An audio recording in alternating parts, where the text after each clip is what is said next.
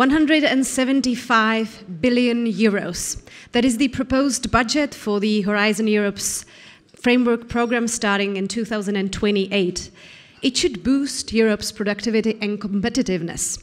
So what can we expect? Will it really ease the bureaucratic burden? And what does the whole FP and its perks mean for the Czech Republic?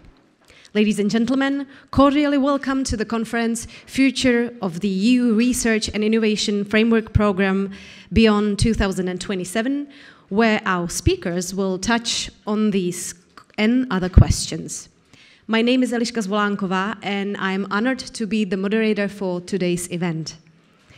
I would like to namely greet the deputy from the Czech Ministry of Education, Youth and Sports, Jiří Nantl.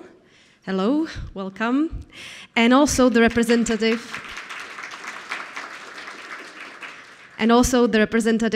from the European Commission, Mr. Francisco de la Torre Francia. Hello. As most of you know, the Czech Days for European Research, alias CZEDER, is the largest conference dedicated to the European framework programs for research, technological development and innovation in Czechia.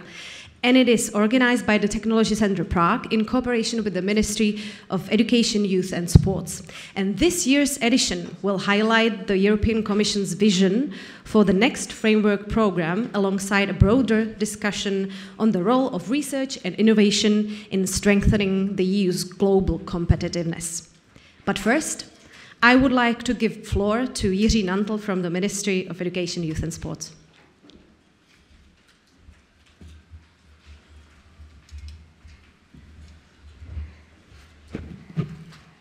Ladies and gentlemen, very good morning. It's a pleasure to open this conference that has become over years the largest platform in our country to discuss the future and present as well of the framework program between the ministry, other authorities, the research institutions and our partners from the European Commission.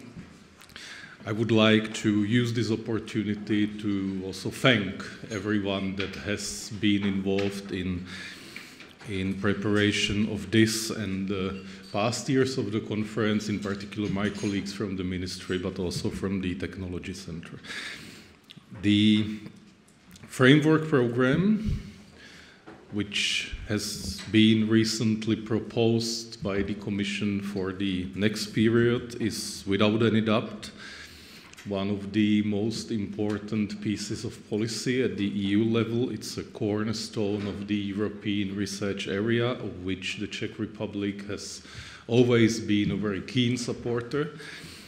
And it's also an important opportunity for research institutions to develop their academic activities.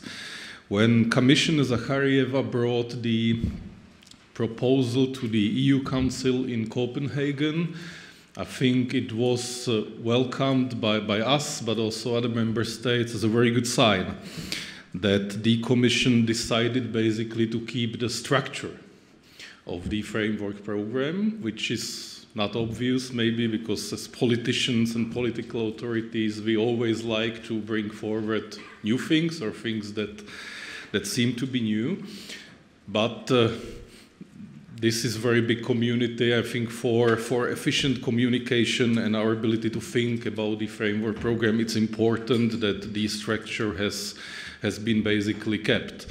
We also welcomed, in particular as Czech Republic, the idea that the support for some areas such as agriculture should be shifted from the subsidies to the sector to supporting innovations in and through the framework program. I think that's a revolutionary idea at the European level, but it's a very good and important one, and let's keep fingers crossed that these ideas will survive the political negotiations at the EU level. I think it would be right move to Europe. And I should also like to note that the Czech Republic is especially well equipped by the realities of its research landscape to take advantage of such an approach.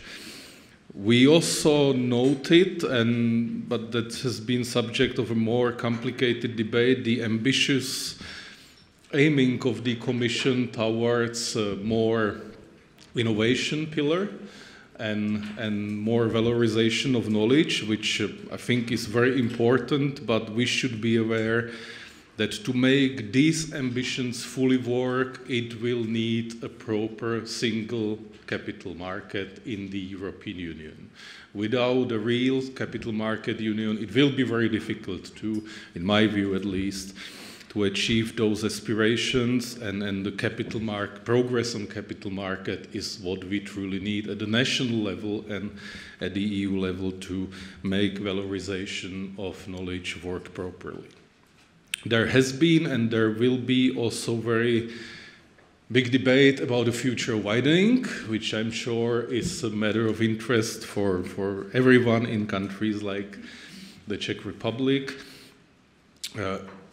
In the council that has debated the initial proposal, we raised the issue that the widening should more support regional innovation ecosystems and their use for closing the gap in research and innovation performance, which has been to an extent acknowledged also by Commissioner Zacharieva, and I think it will be part of future efforts to align better the various schemes that support regional innovation ecosystems so that they are better connected, and the alignment of various schemes is of course also an important issue for simplification of rules and transparency of the overall landscape.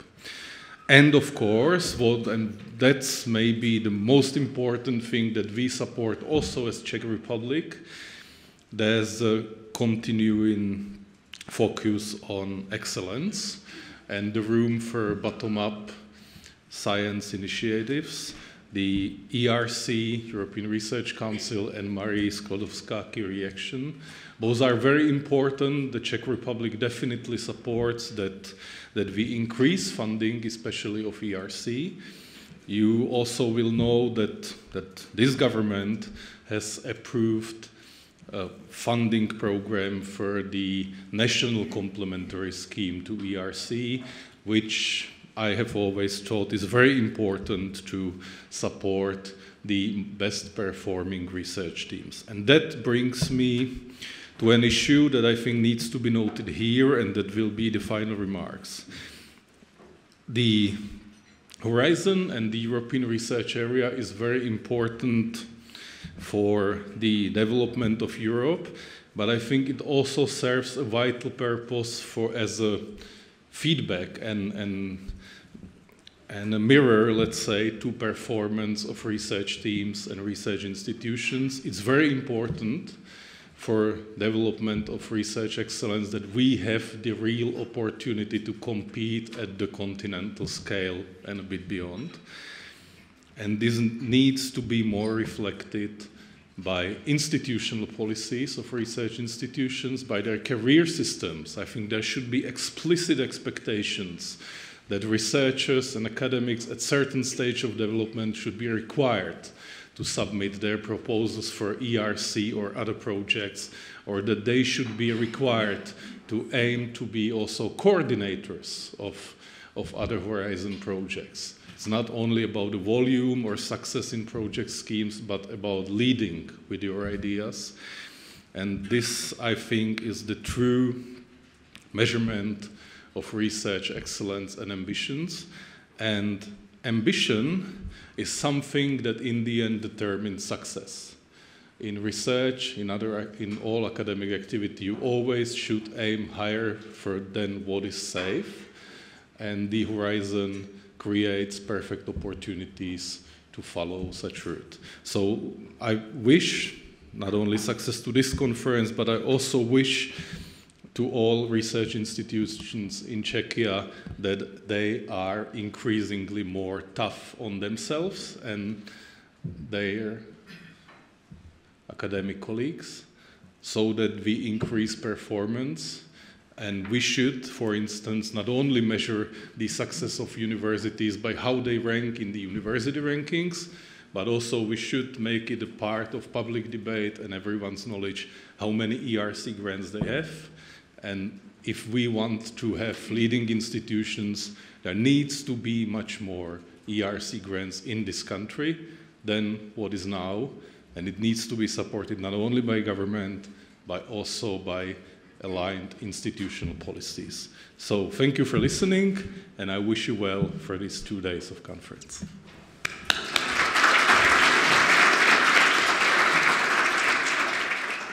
Thank you, Mr. Nantl. And now it's time for Michal Pazour from the Technology Center Prague to add some words.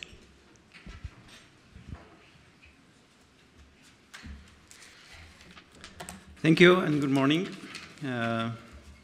It's so great to see so many familiar faces here. I think that we are a small community of people who like European research, who like to be involved in European research.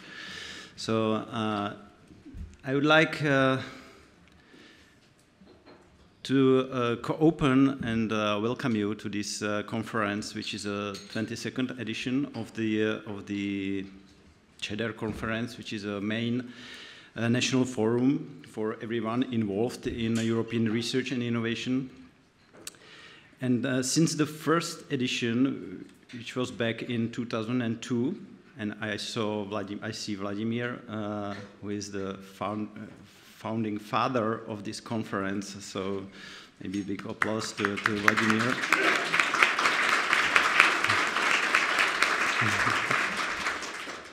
That time I was graduating from my university, and since the first edition of the conference, it has evolved to a conference which gathered together people who and built a community, Czech research community, that grows in ambition, confidence, and in European collaboration. So I would like to start also by expressing my sincere appreciation for the long-term collaboration between Technology Center Prague and the Ministry of Education, Youth and Sport. We have worked together for more than 2 decades to strengthen Czech participation in European research and to reinforce our country's role in shaping the European research area. And today, I think that it's even more important to work together because Europe and the whole world has changed a lot. And we are facing demographic change, demographic aging, climate change. We are facing also geopolitical tensions and new security risks. As well, there is a growing concerns about our technological sovereignty and competitiveness. None of these challenges can be solved by one country alone. And all of these challenges, they demand a joint European effort. And I think that research and innovation must remain at the very heart of this effort. So shared infrastructures, partnerships, collaborative projects supported through the framework programs are, in my perspective, the key to keeping Europe strong, safe, and forward-looking. And also this conference looks into the future, namely to the next framework program beyond 2027, and to new opportunities for collaboration and knowledge valorization, as it was mentioned also by Jiří Nantl in his speech. We are very honored to have with us representatives of the European Commission who will share their visions and their perspectives for the years to come. So CZEDER has also always been a moment to reflect on how Czech teams are doing in European research. Well, our results are definitely improving, but we all know that we can still do better. That's why today's conference is so valuable to help us learn, compare, and move forward together.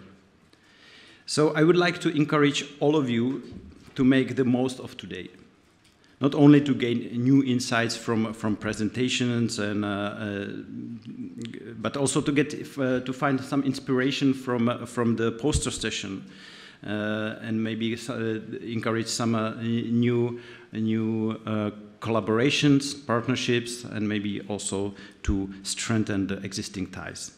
So, to end, I think that collaboration across institutions, sectors, and borders is the key to our shared success. So I wish you an inspiring and productive day at CZEDER 2025, and hope that we will have many opportunities to discuss, share experiences, and inspire ourselves. Thank you.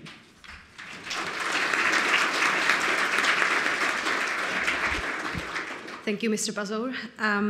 Ladies and gentlemen, in the upcoming hour, we will listen to a policy keynote and an evaluation of Czechia's performance in Horizon Europe. Therefore, I would like to ask Vladimír Vojtěch to come and sit in the panel, and I would like you all to welcome on stage Francisco de la Torre Francia, the Deputy Head of Unit Common Strategic Planning and Programming Service with the European Commission, with the talk, the EC vision of the EU support and research and innovation in the next programming period. Ladies and gentlemen, you are also welcome to ask questions after the keynote.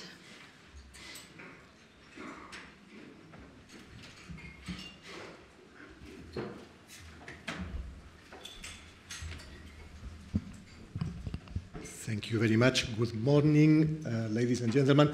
I'm delighted to join you here, this full room, for the CZEDER, the Czech European Research Days 2025.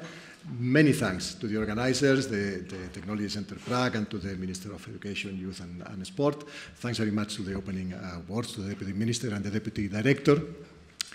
In fact, even if it's called a keynote speech, I would say my presentation is an excuse to launch the conversation, if you want. And that's probably the most interesting part, for me at least, of the day, which is to listen into your thoughts and reflections about the future, not only of Czech participation, of course, which is of main interest for you and for your institutions in the framework program, but about the future of European research and innovation, and how collaboration, as it was mentioned a moment ago, can help us bridging the gaps that have been identified in terms of R&I performance across the Union. So the presentation I will guide you through, and I will try to stick, and if I'm going over the time, please don't hesitate to call me to order, because then I know that at 11:15 we should be starting the panel. My presentation wants to offer you an overview of the proposal that the Commission has put on the table, and it was already mentioned in view of the next framework program, which gives you already a hint of the complexity or the beauty, if you want, of the European Union policy making. We have still 2 years ahead of implementation of the current Horizon Europe. The work program for 26-27 is to be adopted, if all goes according to plan, now in December. So there are calls still for 26 and 27 to come. But we need to start already preparing for the period 28-34, and that's what the Commission started doing mid-July with the adoption of a first set of proposals for the next MFF, the multi-annual financial cycle, and a second one came in September. But it was in July when the Commission adopted the proposals for Horizon Europe, FP10, or the new Horizon Europe, together with the European Competitiveness Fund, and I will have a word on the tight connection between the two programs. An old one, if you want, that has been with us for decades now, the Framework Program for Research and Innovation, and a new one, which is the European Competitiveness Fund, which come tightly connected, and I will try to shed some light on that. I'm told that this should work. Voila, here we go. Still in the context of this is the legal package, which is not particularly interesting nor appealing nor sexy for you. That's the context in which we need to put the Framework Program for Research and Innovation. A proposal that goes through ordinary legislative procedure, the regulation establishing Horizon Europe, and then the proposal for the specific program, which comes through a Council decision exclusively, both as required by the treaty, a self-standing framework program for research and innovation was put on the table.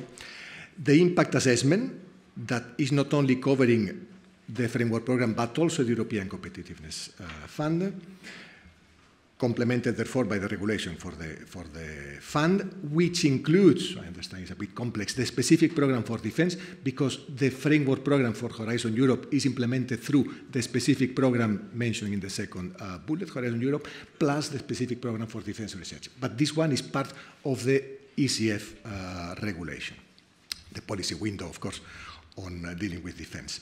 And then, as an overall framework for the overall MFF, the performance framework for all the future programs under 28-34. And I want to stop again for a moment in the fact that Horizon Europe is indeed proposed as a self-standing program, a powerful, almost double budget compared to the current one framework program, but tightly connected with the ECF. Therefore, it's part of the overall package of the MFF, and we should try to keep that in mind, because the idea the Commission is proposing to the co-legislators with the proposals for the next MFF is trying to increase flexibility as much as possible in the implementation of the funding programs of the Commission, while aiming also at predictability whenever is needed, and research is an area in which predictability is required, by trying to balance that predictability also with the necessary flexibility to respond to emerging policy needs, to new policy needs, and to potential emergencies. This is the content of the two proposals. I will not stop on those, but the framework program with its different components. We are used to the term pillars under the current Horizon Europe. In the proposal, the text refers to parts, never mind, parts or pillars. We choose then the rules of participation, part of the framework program, and then the specific program, going more in detail in the type of activities that are under those. If someone has legal passion and wants to compare the text of the specific program that is proposed with the one of the current Horizon Europe, we'll see a very clear difference. The much shorter length of the text, meaning the fact that the proposals are leaner, are simpler in structure. Why? Because the Commission believes that most of the issues that are required in terms of deciding on the funding should come through the work programs. Be it annual, be it biannual. We don't need to complexify the legal text at this stage, at the moment of adopting the framework program, but rather going into the details at the moment of programming, when the needs will have been also agreed with the budgetary authorities, the Parliament and the Council through the annual cycle.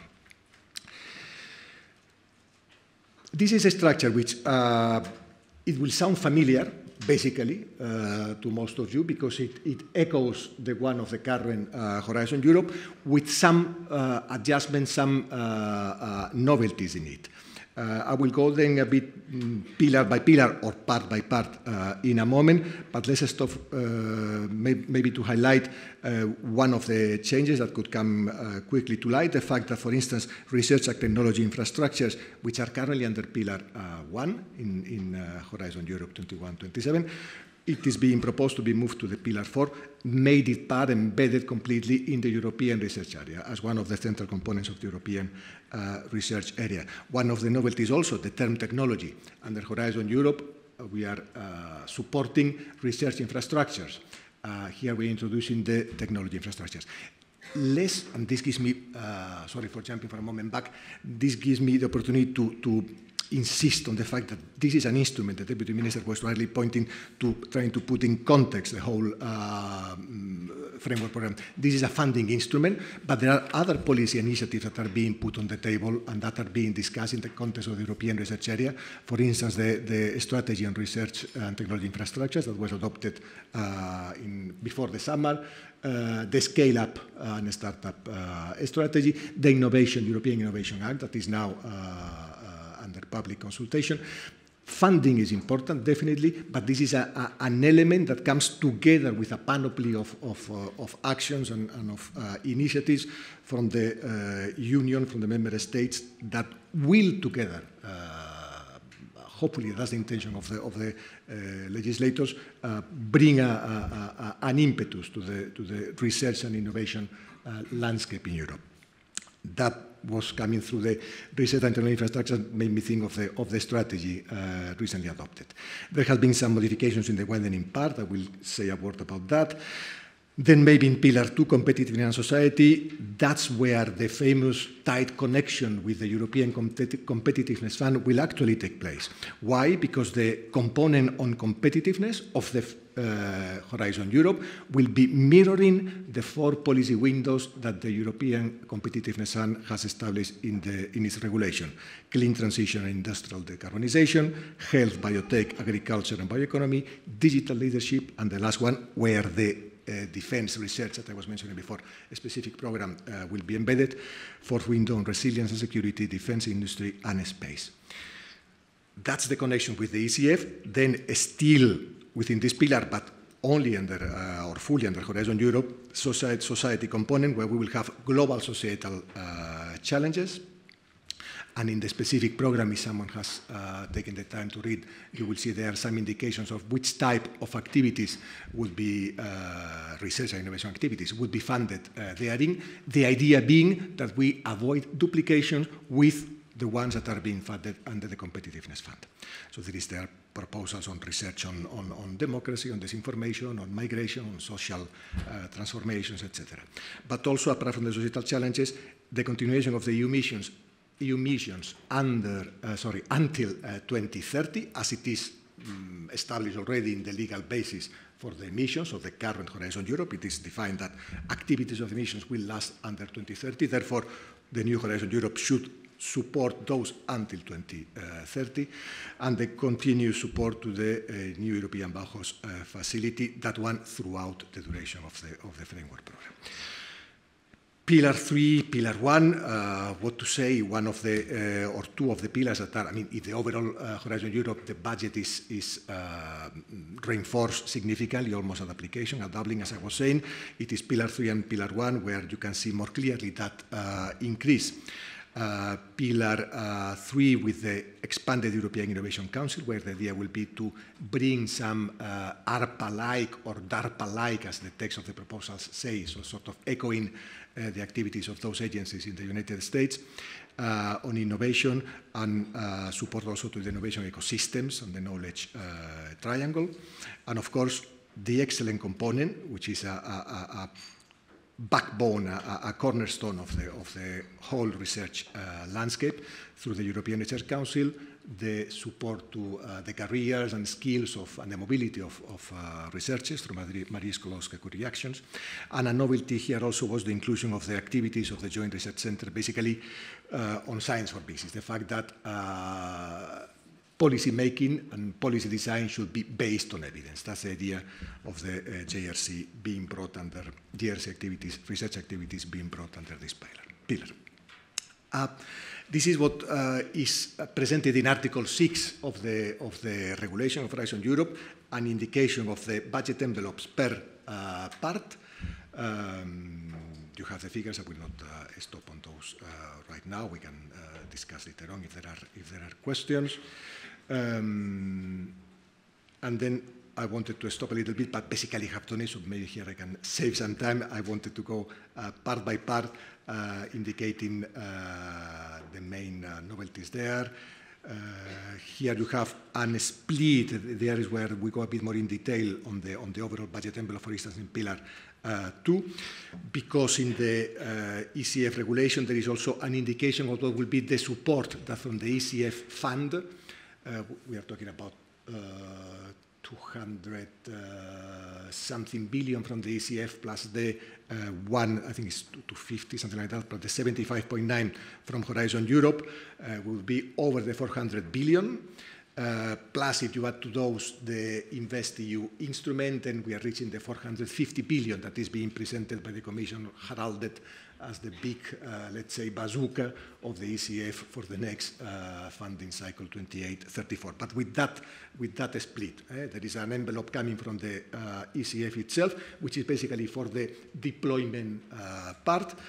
The envelope coming from Horizon Europe, those 75.9 split sorry, 68.3, split in the 4 policy windows, because then we have the 7.6 billion, but that's for the society component of Pillar 2. So the global societal challenges, the EU missions, plus the NEP facility. I mentioned already Innovation Council. Here you have the budget and the European Research Area, where there is an indication, that's one of the few indications given in terms of concrete envelopes in the proposal for the widening part with these 5.4 billion.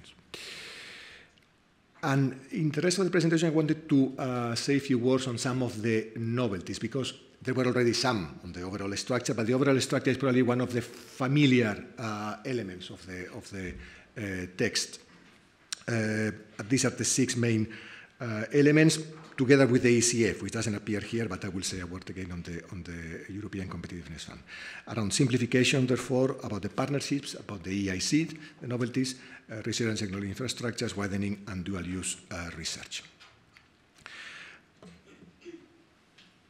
Simplification comes also not only because it has been a continuous effort already through the last framework programs for research and innovation. I can tell you, if you want, as a personal anecdote, that when I joined the Directorate General for Research and Innovation already some years ago, it was FP7 has just been adopted and was being, let's say, put in practice. Grant agreements were being signed on paper, and we were receiving all the documents from the different applicants in paper, blue ink signature, left and right. From that point in time until now, where we are dealing with a fully electronic management of the framework program, quite some things have happened. But the firm belief on the side, also on the funding body, in this case the Commission, is that more can be done. And it has been also one of the messages coming from the different reports that have inspired the proposal of the Commission. You have in mind, of course, the letter report around the single market, as something was said at the beginning about the need to complete the single market so that the efforts on innovation can really produce results. The report also of ex-Minister Aitor on the midterm evaluation of Horizon Europe, and of course the report from Draghi on the future of European competitiveness. But in particular, the report from Draghi was referring, all of them were referring to simplification, but the report from Draghi was also hinting at the complexity of the funding landscape as one of the reasons that could explain the gap and the lagging behind of the EU vis-à-vis United States and China in innovation and competitiveness. So there is more to be done in simplification, and there are some proposals therefore on the table on this text. Streamlining reporting obligation, in particular by expanding even more the use of lump sum as the default funding option. Streamlining the types of action, and you will see that instead of having innovation actions and research and innovation actions, we are going for one single type of action in the proposal. Trying to speed up processes and procedures and reducing, if the current obligation under Horizon Europe now is to finalize the grant agreements from the call closure in 8 months, up to 8 months maximum. The proposal now is to go to 7 months. Continue the effort that is already on the table, and you will see it when the work program 26-27 is adopted, to go for less prescriptive, if possible. There are moments in which that's not feasible because there is a clear identified need, and the call has to be rather precise and define what is needed and what the funder is looking for. But overall, when it's possible, go for less prescriptive programming in the way the calls are designed and presented. And let's say maintaining what works and maintaining what is familiar to applicants and to the research community is also a way of simplifying. That's why the consortium approach, for instance, is maintained when it's the case. I mean, there are actions that are more beneficial, of course, like the ERC. I will not stop in that because I mentioned already the streamlining of type of actions. The funding rates are basically no major modifications. We keep the 100% rate, except for private entities that are not SMEs. It is reduced to 70%. and the simplified cost of options is not only the lump sum funding, which is the default approach, but also the possibility of using more the unit cost for personnel as an option, of course, when it's something that eases the life of the research administrations and administrators in the different applying organizations.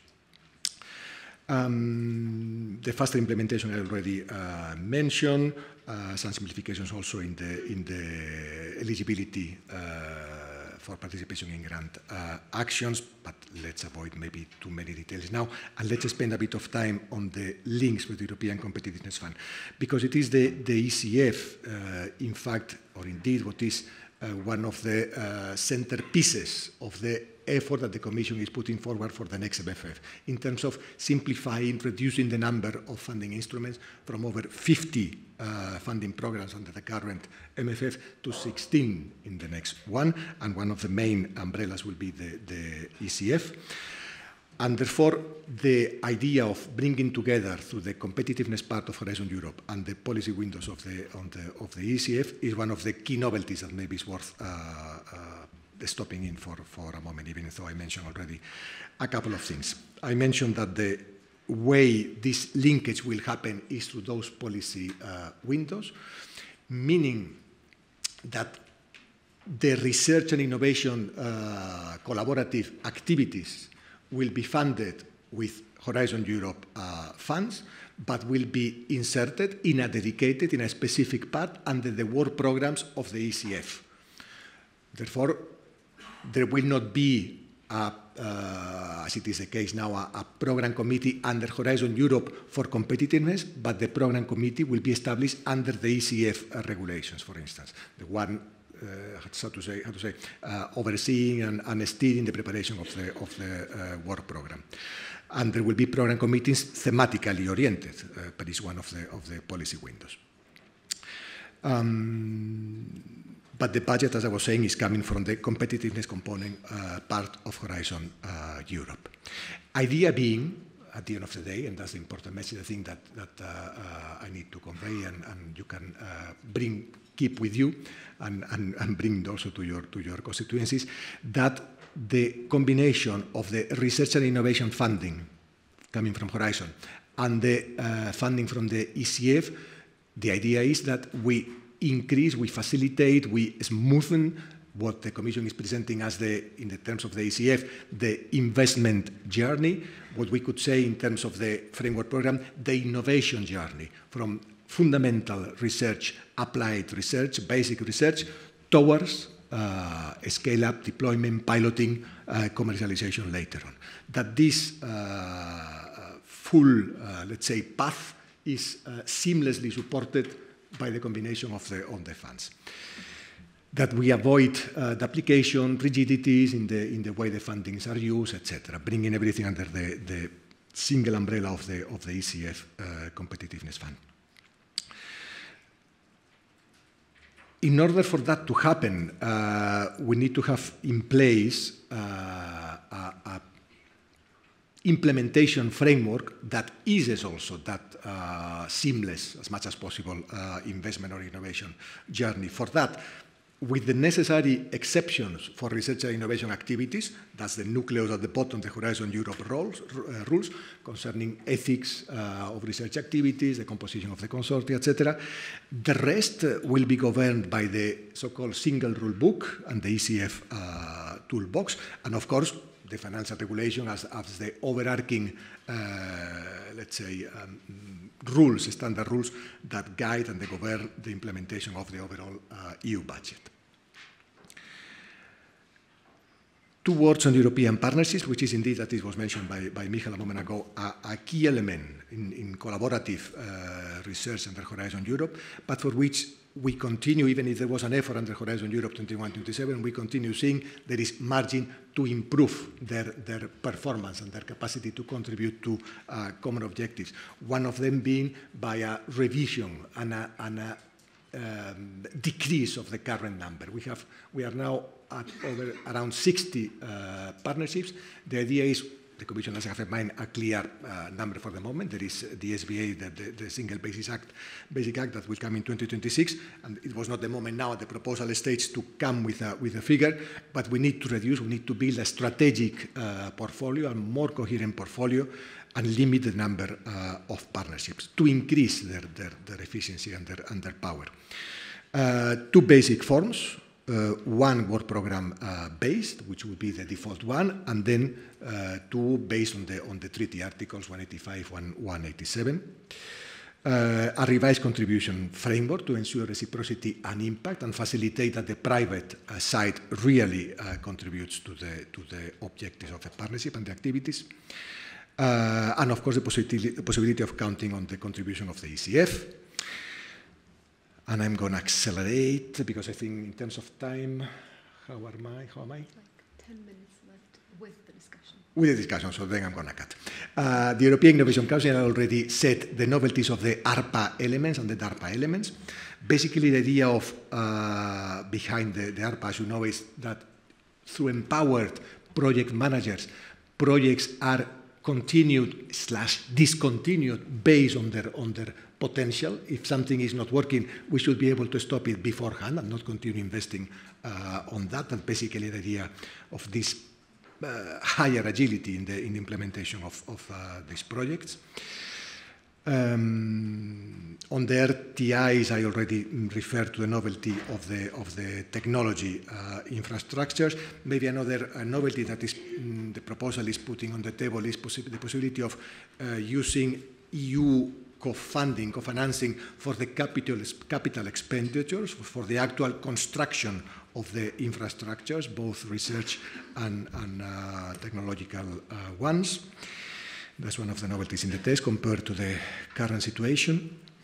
On the widening component of the fourth pillar, you are already probably aware that what the Commission has put on the table is this two groups classification between transition and widening countries, widening being the ones that would have access to the full set of widening measures, while the transition countries will have a more limited access in terms of the measures that are available for them. Basically, the widening keep the capacity building and the networking measures, and the transitions those are not in their reach, let's say. The classification, maybe I go too much into detail, was based in the European Innovation Scoreboard on one side, and on the participation success in Horizon Europe measured in terms of financial return over the last 3 years, if I recall well.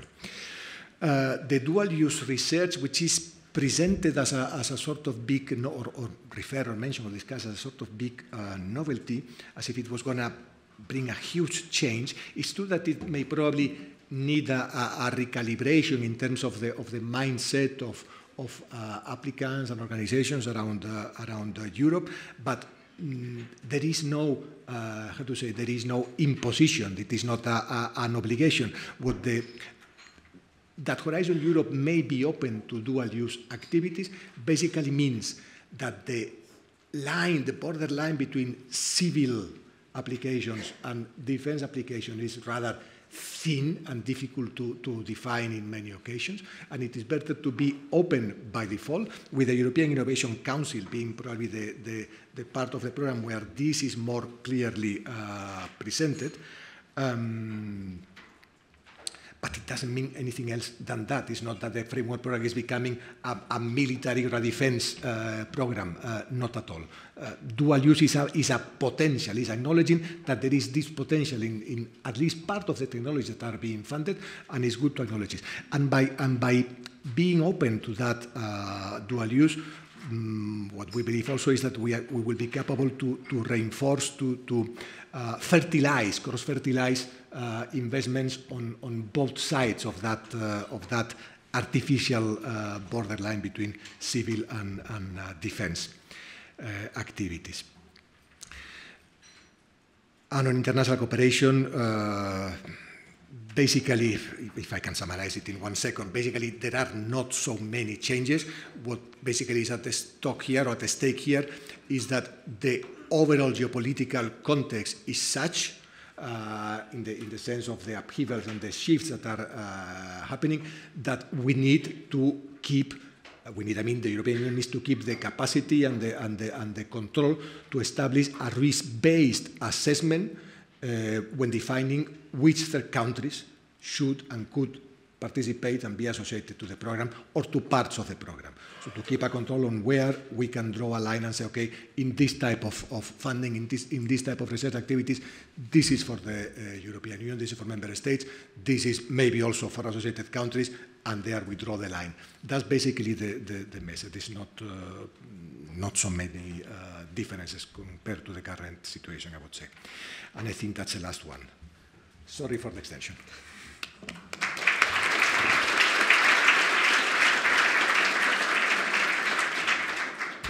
So now it's time for the questions. We have like 7 minutes, so that's pretty okay, I'd say.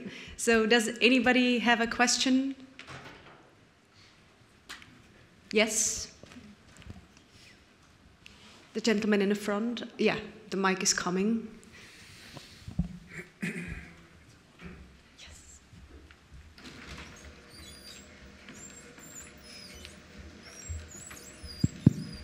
Thank you very much for the nice presentation. You basically outlined the Commission proposal.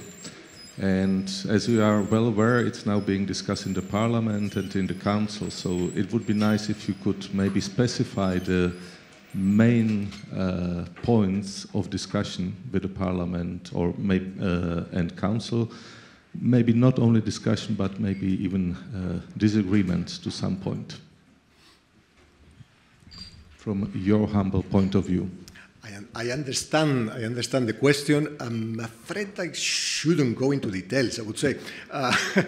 Maybe, but what I can say in terms of because it's good that as citizens, even not just as researchers or people interested in research, but as citizens, we are aware of how things work, no? And which is the reality of the details.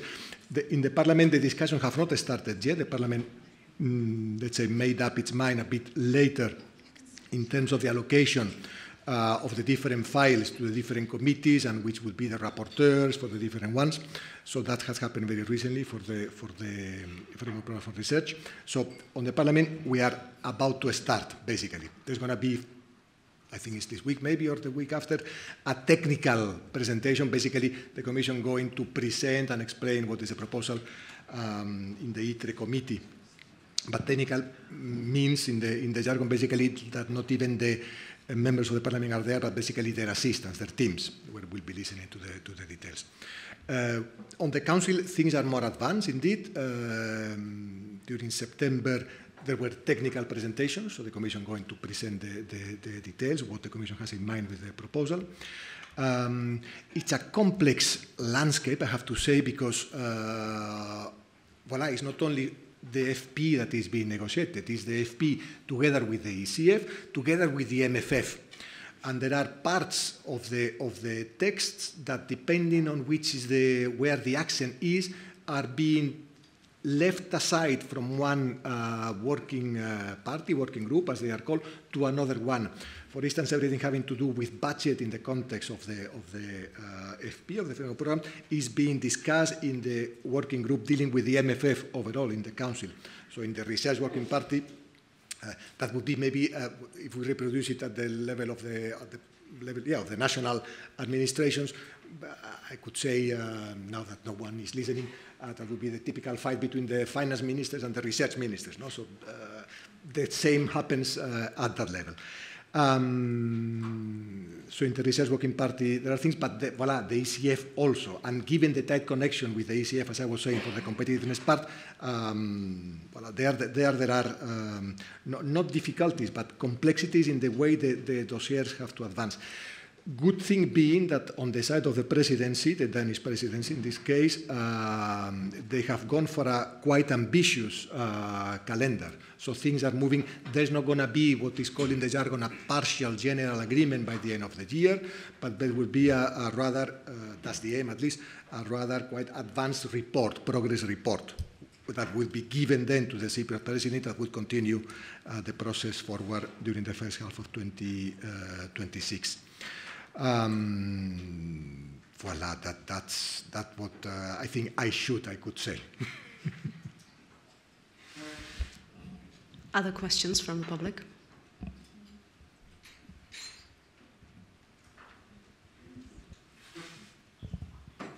Good morning. My name is Szilvia Nemeth. I am the Czech NCP National Contact Point for ERC and Marie Skłodowska-Curie Actions.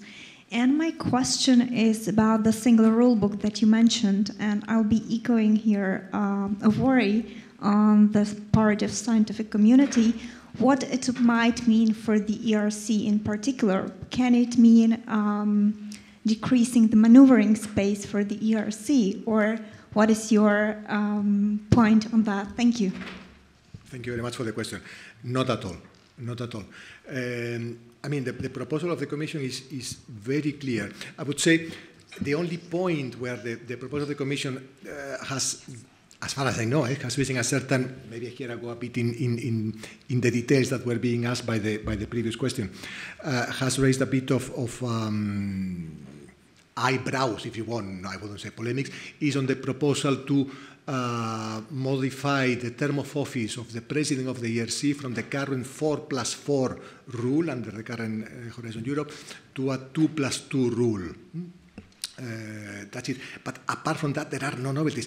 My point being, if you have something that is presented, and rightly so, as the jewel of the crown of the funding, R&I funding in Europe, like the ERC, why would you want to decrease it, touch their independency? Not at all. I mean, the Scientific Council, the autonomy and independency in what it needs for, which is for the design of the scientific program and the decisions on the evaluations, etc. So on all the scientific matters, will keep the full power that it has now. The rationale for the proposal on the moving from the 4+4 to 2+2 for the term of the office of the President basically was, let's try to bring it a bit to the reality, fast-paced reality of the scientific world. I mean, things are changing, things are evolving. Maybe having a person 8 years at the helmet of a scientific organization, and at the end of the day, I would say, but this is my personal take on that, I think the key of the success is not in an individual at the end of the day. It's a scientific council as a whole, and there you have a continuity ensured because the rotation there is planned with a certain, yearly periodicity, so that there is a critical mass of persons that ensure continuity while you keep on refreshing the composition of the council. I think that's the critical element. I'm not sure an individual makes such a huge difference in the performance and activities of the council. But going back to the question, in terms of marge de manœuvre of the scientific council for deciding on all the scientific matters around the ERC program, no. The single rule book is basically, at the end of the day, I mean, in the treaty, also by the treaty, the research framework program needs its own rules. That's why we have the rules of participation as the second component of the regulation. It needs to be there. We couldn't have only a single rule book all in all. It's basically on the financial implementation. It is mostly the single rule book with the financial rules around the implementation of the budget. Not so much on the specificities of research, which deserve and need a specific set of rules. That's why we have the rules of participation, as I was saying. Yeah. Okay, thank you very much for now, Mr. Del Torre Francia. The next question maybe can be saved for the panel? Yes, good. Because Mr. Del Torre Francia will stay for the panel, so if you have any more questions, you can ask them later on. But now it's time to speak about how is the Czech Republic doing in the Horizon Europe. And please welcome on stage Vladimír Vojtěch from the Technology Center Prague.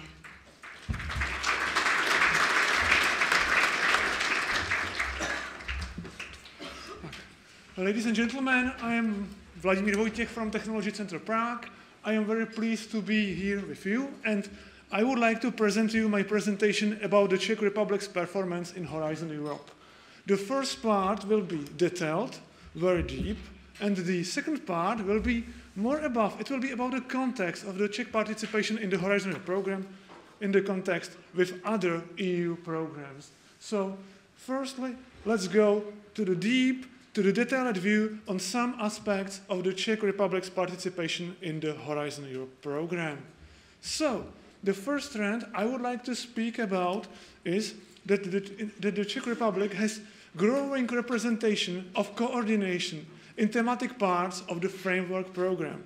So, if in the 7th framework program, the share of coordination on the net EU contribution of Czech participants was only about 3%, in Horizon 2020, in parts industrial leadership and social challenges, it was about 7%, and now in Horizon Europe, in Pillar 2, the Czech participants share about 15% of net EU contribution in thematic parts. So you see the growing role of coordination on the net EU contribution in the participation of the Czech participants in the framework programs. But those 15% are still below the average of the all Horizon Europe participating member and associated countries. From this map diagram, you can see that the Czech Republic is in the light blue category. The 15% is slightly below the European average because the average for the all Horizon Europe in the Pillar 2 is about 20%. So in the thematic part, in Pillar 2, 20% in the all Horizon Europe goes from coordination. Another thing with coordination is that the Czech Republic is improving its position in coordination of innovation actions and in research and innovation actions. The Czech Republic is among the states with the highest improving rate in coordination of innovation actions and research innovation actions in Horizon Europe. The success rate of Czech coordinators in innovation actions in Horizon Europe in this summer, is almost 8.9, almost 9%, and in research and innovation actions, it is almost 12%. And if you compare it with the previous Horizon 2020 program, it was only 2.5% for innovation actions and only 4% for research and innovation actions. So you can see the highest improving rate of the Czech Republic, but there is still the other thing. The average success rate for the whole EU 27 in innovation actions is 18% or 17%. So there is a long way to reach this average, to reach this rate. But if we speak about the new EU member states, about the new 13 new member EU states, there is a success rate of 8% in innovation actions as well as in research and innovation actions. So if we speak about those statistics in the context of the new EU member states, then we speak also about the relatively good position of the Czech Republic. But if we compare the Czech Republic, for example, with the all widening countries, then in the innovation actions, there is, for the widening countries, the rate 13%. So still, the Czech Republic is well below. But in the research and innovation actions, there is an average success rate 9%. So there is, on the other hand, Czech Republic is performing relatively good. So the conclusion from this slide is that the Czech organizations are able to prepare competitive project proposals.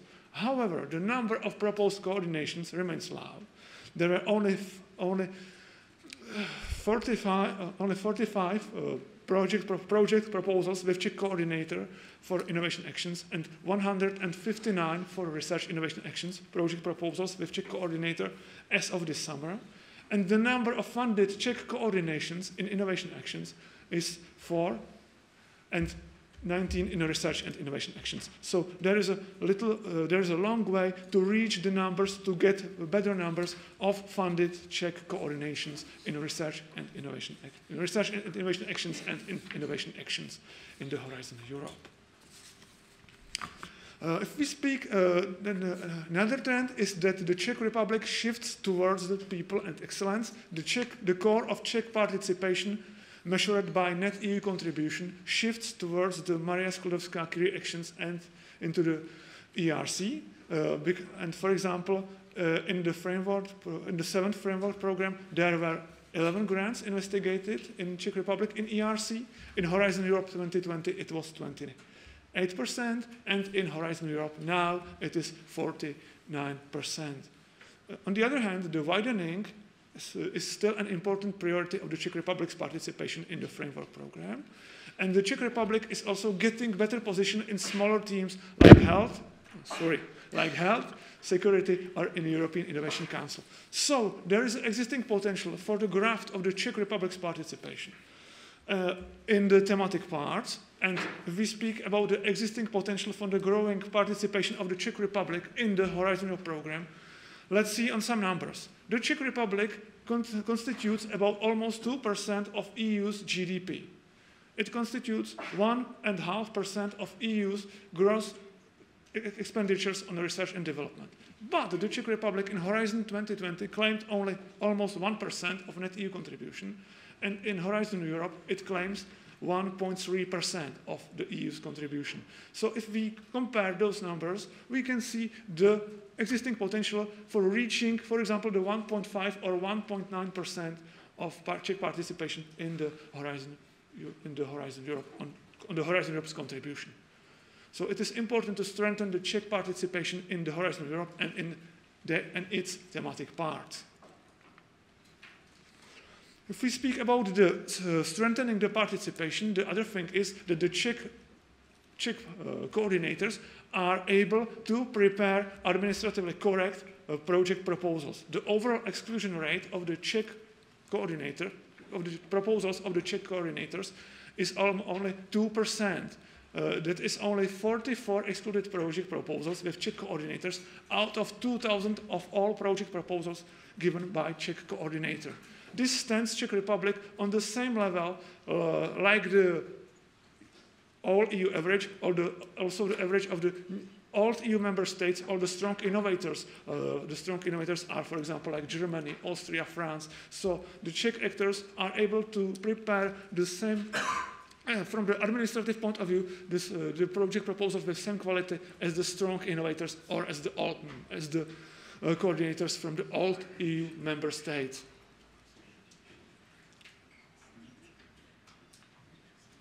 So that was the basic four selected trends, and now go from the deep level to go above, to watch on the Horizon Europe in the context of other EU programs. And why watch on the Horizon Europe program in the context of other EU programs?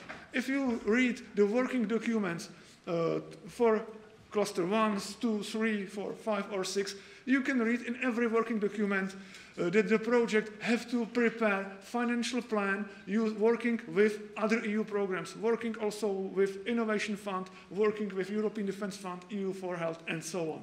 So that was the first thing.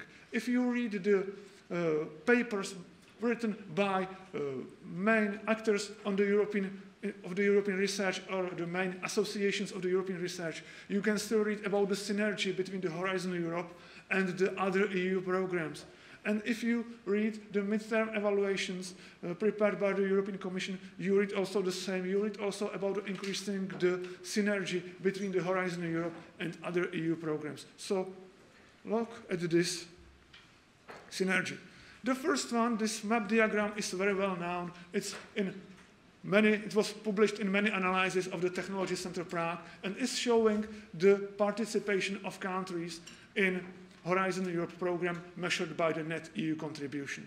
According to this indicator, according to this map diagram, you can see that the Czech Republic is in the moderate innovator category, and it's very pity that in the European Innovation Scoreboard 2025, the Czech Republic is decreasing its position, because in the previous scoreboards it was on the border between the moderate and strong innovator. Now the Czech Republic is in the middle of the yellow, in the middle of the moderate innovator level. So this is the one thing.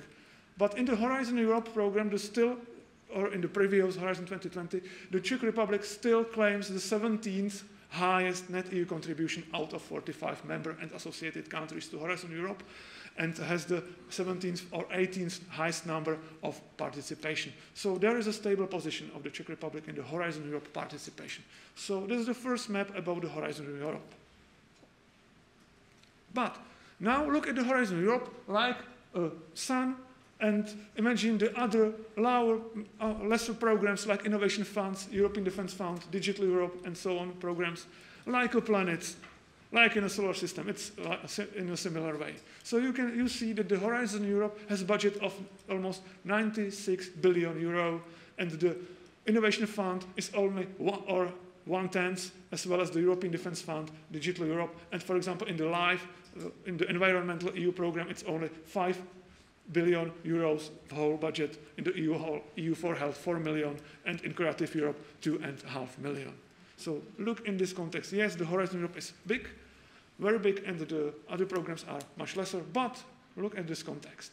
If we look at the context of the Czech participation in the Horizon Europe and in other programs, I would like to please you burn this table in your brain, because at the end of my presentation you will need it to remember on it. So from this table you can see that the Czech Republic participants have a rate of participation about 6% in Horizon Europe. It has that 6% of Horizon Europe projects have a Czech participant. You can see in LIFE that it's a similar. In Digital Europe it is a 9%. In European Defence Fund it's 13%. In European Health it's about 12%. In Creative Europe about 8%. And you can see also the negligible Czech participation in the Innovation Fund.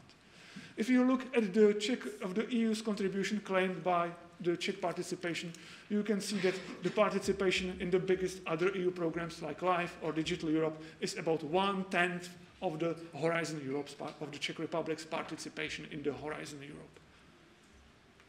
But who are the Czech participants? In the Horizon Europe, from this scale, from this measure of the figure, it is visible that in Horizon Europe the main participants from the Czech Republic are the higher education establishments.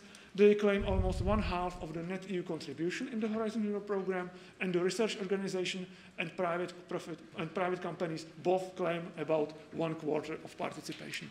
But who are the participations in other programs? In this scale it is very bad visible, but in this scale you can see that, for example, in LIFE the main participants from the Czech Republic are public bodies. In Digital Europe you can see the similar rate of participation, the similar structure of participation as in Horizon Europe. In European Defence Fund, the main participants from the Czech Republic are companies. In Innovation Fund, as well as companies. In EU for Health, that are public bodies, research organizations, and higher education establishments. And in Creative Europe, that are mainly cultural institutions and cultural associations and private companies. So you can see the shares of different parts of legal forms of Czech participants in the selected other EU programs in summer 25. And what have those programs similar is that the coordination brings almost 1/2 or 40% of all net EU contribution claimed by Czech participants in those programs. It's similar in Horizon Europe, as well as in Digital Europe, European Defence Fund, EU for Health, Creative Europe. And even in LIFE, you can see that the coordination brings almost 2/3 of all EU contribution, of all EU money to Czech participants in those programs. So the coordination is the main core, is the cornerstone of getting money from the EU programs into the Czech Republic. And you can see from this that the real number of share of coordination on the participation is about 1/10 or about 20%. So this 1/10 or 20% from each program brings about 1/2 of the net EU contribution. And who are the contributors? In the Horizon Europe, they are well known. It is the Masaryk University, Charles University, Honeywell, and the largest institutes of the Czech Academy of Sciences and the largest or the main Czech higher education institutions. In other programs, you can see the other institutions. You can see, for example, the National Conservation Agency or the Military Forests and Farms or the Czech Union for Nature Conservation in LIFE. In Digital Europe, you can see that it is a National Cyber and Information Security Agency, cybersecurity, and as well as some banks like Raiffeisen Bank or from higher education institutions, the Charles University. In European Defence Fund, you can see that the coordinators are the main Czech armament companies, and in the EU for Health, you can see that it's the regional bodies as well as some public bodies like Institute of Health Information and Statistics, National of Public Health, Ministry of Health. And in Creative Europe, you can see that there are some companies or some cultural companies or some cultural institutions. And if we compare the participation of the Czech Republic in other programs with participation of other countries, we can get the similar information like in the Horizon Europe. The participation of the Czech Republic in those programs is on the average or below average, below EU average. So the numbers what were shown to you, they are still, we can speak about the average performance or little below average performance of the Czech Republic in other selected EU programs. This is a similar information like for the Horizon Europe. But it is not the end, because I have for you some surprise, because the AI is now the state-of-the-art thing. It's a topic, everyone is speaking about the AI, that the AI is changing our society, that the AI is changing our work. We have some different, we who are sitting here have some, we have some business with AI, or we work with AI and we ask AI on some information, tell me something, help me with writing some referat, help me with writing some presentation, and so on.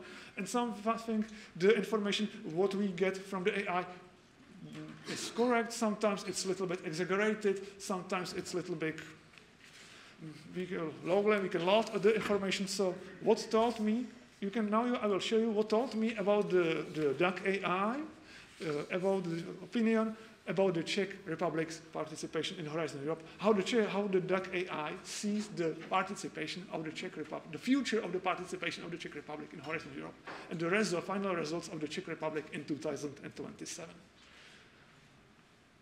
So the AI looks the future of the Horizon Europe program, and the Czech participations in it very positively, sees the positive and very prospective and very fruitful future of the Czech Republic in the Horizon Europe program. The estimated number of participations with Czech participants at the end of the Horizon Europe in 2027, the AI sees about 2,000. Now, in summer, we speak about 1,600 of participations in Horizon Europe, and the estimated net EU contribution to Czech participants in 2027 is by the AI seen on the level of 700 or 800 million euros. Now we speak about 600 million euros or about 570 million euros. So, and the success rate is seen about of the Czech participants in the Horizon Europe program. At the end is seen on the 20%. So that was the one thing. And then I asked the AI on the future of the Czech Republic in other EU's programs. So that seems relatively good. And what tells AI in the other thing? In the previous slides, I asked you kindly to burn the numbers from the table in your brain, and there is a time to compare the numbers from the table with the result of AI. And what we see, the red ones are the number of participation of Czech Republic in the projects in those programs, in the red, and you can see the final result in 2027 by AI, and you can see that the estimate of the AI is, I think, a little bit exaggerated, little bit optimistic. And if you see on the right, on the estimated number of net EU contribution to Czech participants in those programs, you can see also the exaggerated numbers with one exception, and it is for example, the LIFE program, because the AI estimated the net EU contribution at the end in 2027 for Czech participants on 40 million. But now you can see that in the real world, the net EU contribution to Czech participants in this program is 54 million. That is much more. So there is some mistakes of the AI, and I would like to show that the AI is not as intelligent as we think, and has and it is better to work with our brain, our intelligence made of meat and neurons. So that was the part of the AI. At the end of my presentation, I would like to mention that on the Technology Center Prague, there is a whole department, the whole section aimed at the help and at the participation in the Horizon Europe program. You can see the names of my colleagues as well as with their agendas. Each colleague have their agenda according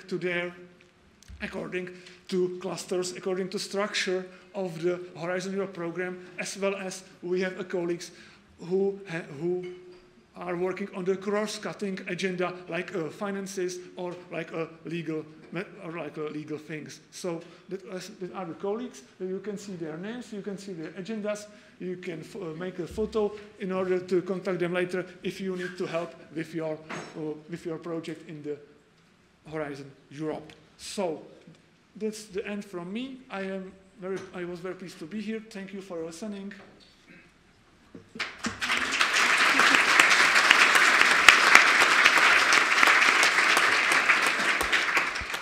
Thank you very much. Do we have a really quick question? Because we don't have much time left. And in case nobody has a question right now, you can ask Mr. Vojtěch later during the break, for example. Is it okay for you? Yes? Yeah? Okay. Okay, so the next hour belongs to a panel discussion that explores the future of the EU research and innovation funding, including perspectives from both the European level and the Czech national context. And I would like to ask Lucia Nunes-Tajpaunta, the director of the Department of Research and Development with the Czech Ministry of Education, Youth and Sports, to come to the front, as well as Pavel Juráš, the deputy director of the Structural Funds Department from the Ministry of Industry and Trade. And Francisco de la Torre Francia is staying with us for this panel. Ladislav Krištoufek is unexpectedly absent due to sickness, so please excuse him.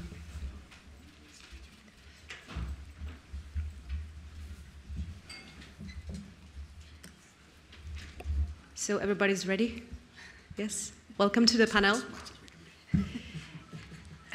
So in this panel we will discuss the future, as I've mentioned, and also the Czech perspective. So let us start with that the Commission proposed the double budget of the 175 billion of euros for the FP10 framework program, and a strong link with the European Competitiveness Fund, as Mr. de la Torre mentioned.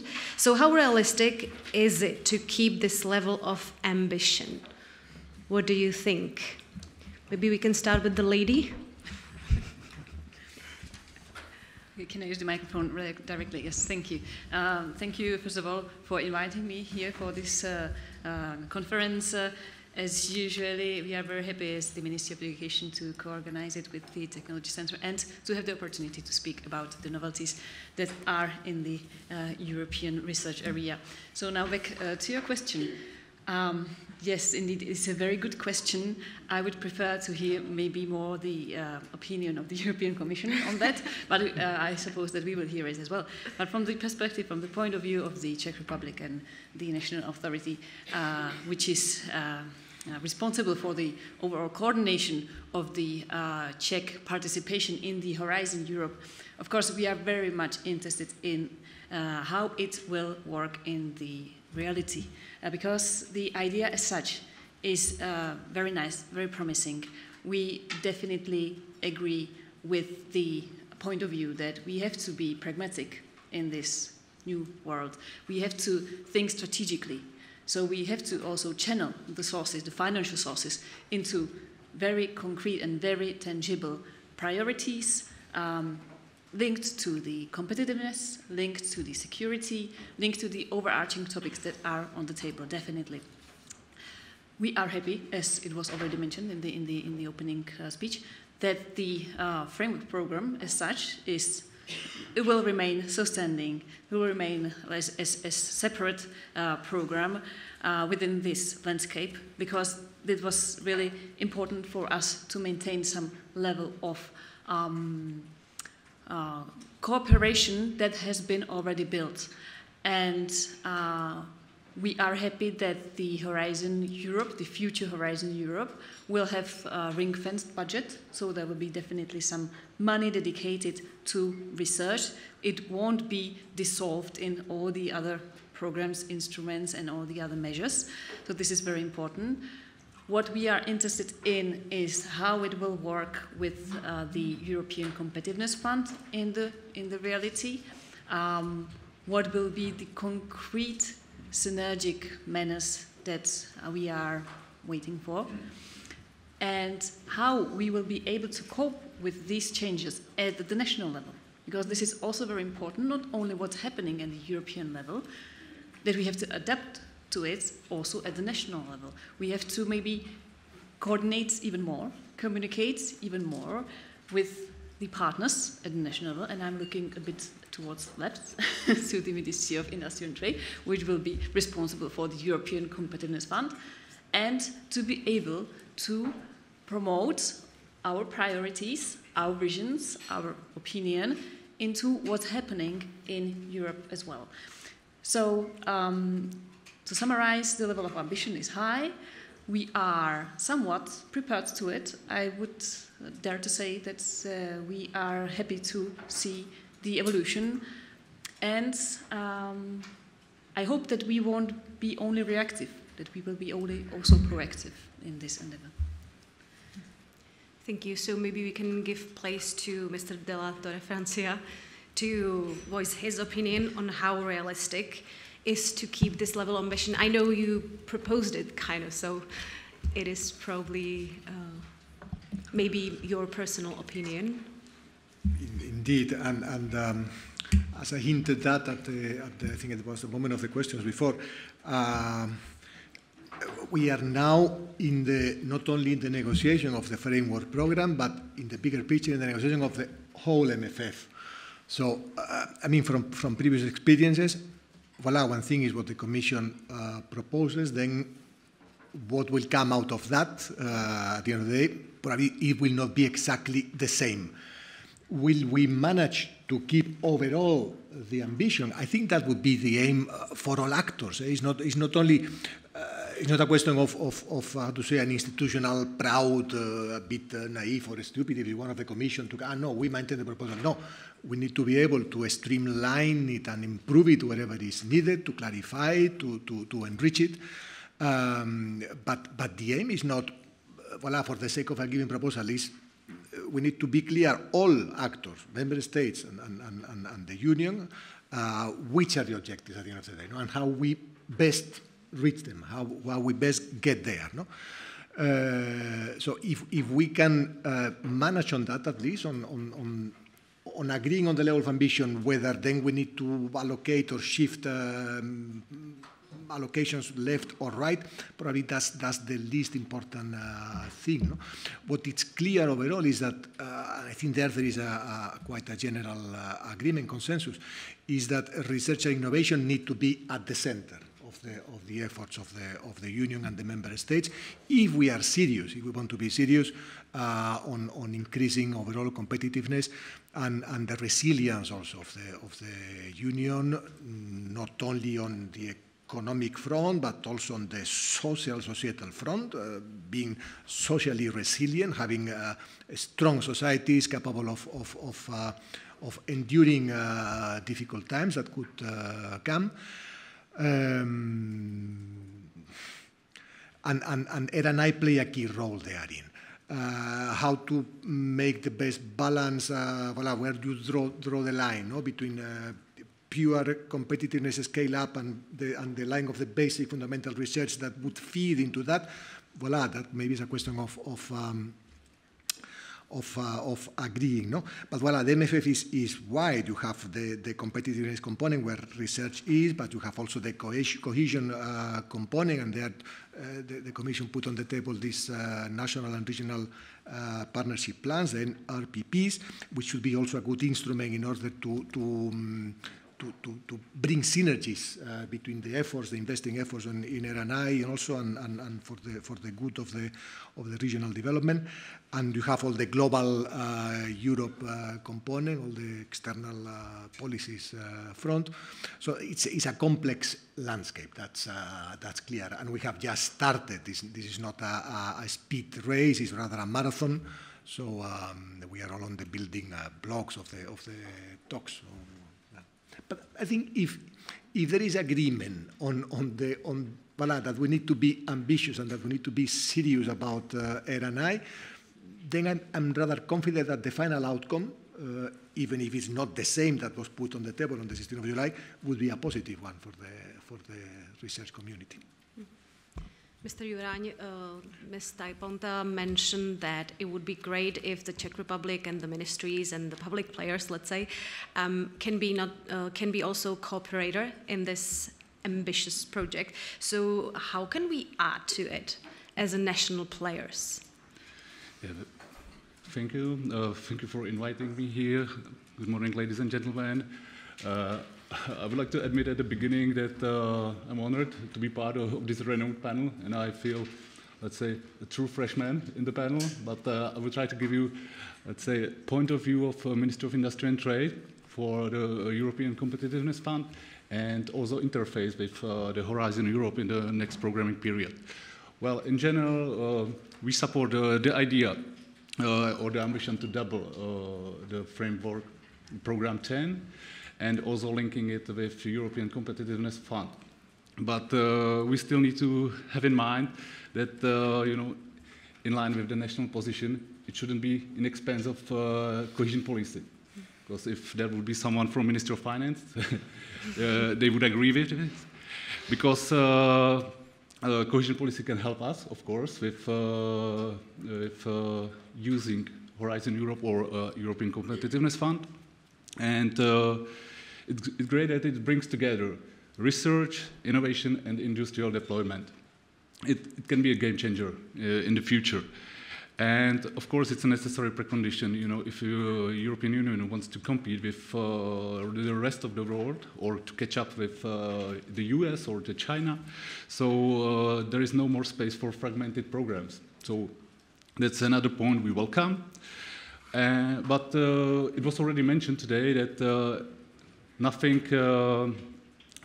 is ensured because there is ongoing discussion about the budget, about heading 1, heading 2, or heading 3 in the Council, but also with the European Parliament. So we will see if the ambitious budget will be fulfilled. I mean, in the context of the heading 2. And regarding the setup, we welcome mirroring Framework Program 10 with policy windows of European Competitiveness Fund.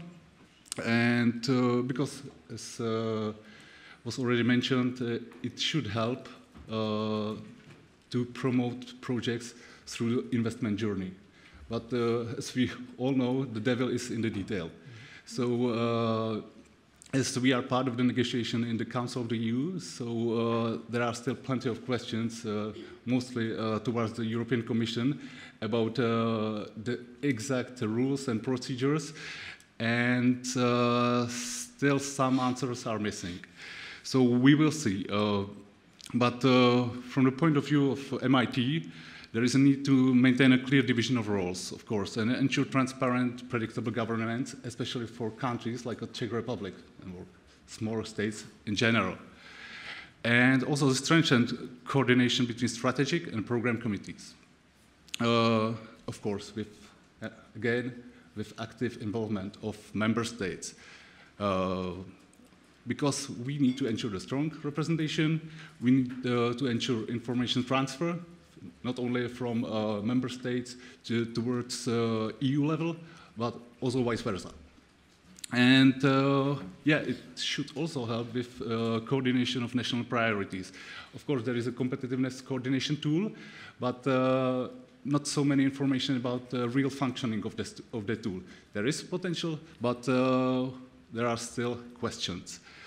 And all I mentioned a while ago it can strengthen the strategic coherence and impact of the programs.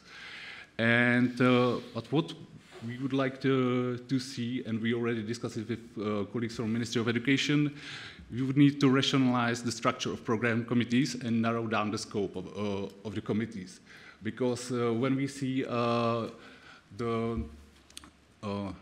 let's say, every single policy window, it's very broad. And we can't imagine at the moment that there will be only one program committee for every window. So we just need to talk about it. What will be the exact direction of every program committee? And of course, it will be an important task, especially for DG RTD and DG GROW, to ensure coherent planning and coordination at their level. So the fragmentation between many centrally managed programs would be partially solved, but there will be still fragmentation between Framework Program 10, European Competitiveness Fund, Cohesion Policy Funds, and national funds. So we also need to talk about it at national level, and we already started the discussion with colleagues from Ministry of Education or Technology Center Prague, but we plan to include more stakeholders at the national level to discuss about it. Yeah, this is basically for beginning from my side. Okay, thank you. I will follow up with this question about fragmentation with Mr. Del Torre. So how can we avoid the fragmentation between instruments while ensuring a clear governance structure from your point of view? Because Mr. Juran already touched on the national level. That's a million euro question.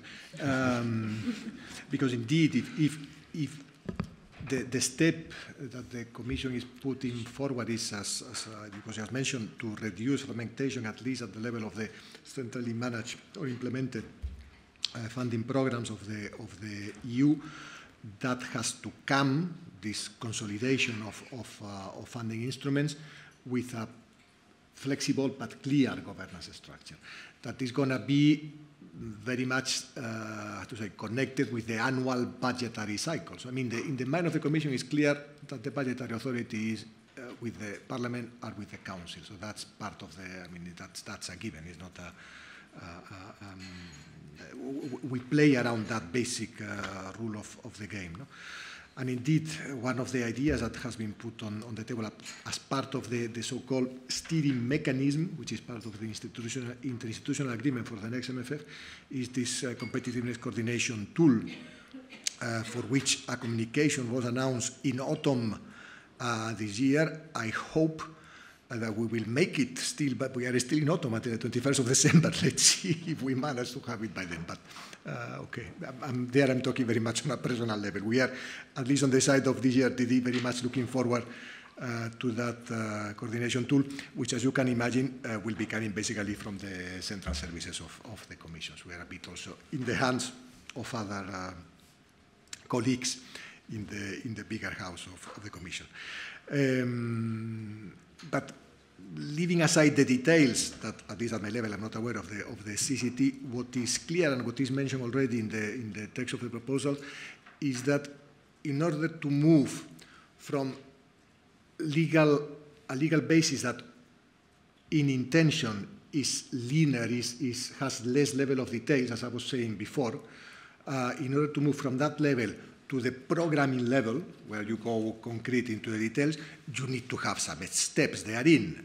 And those are the steps that comitology procedures, stakeholders, fora in different forms. The texts are referring to the stakeholder forum of the Competitiveness Fund.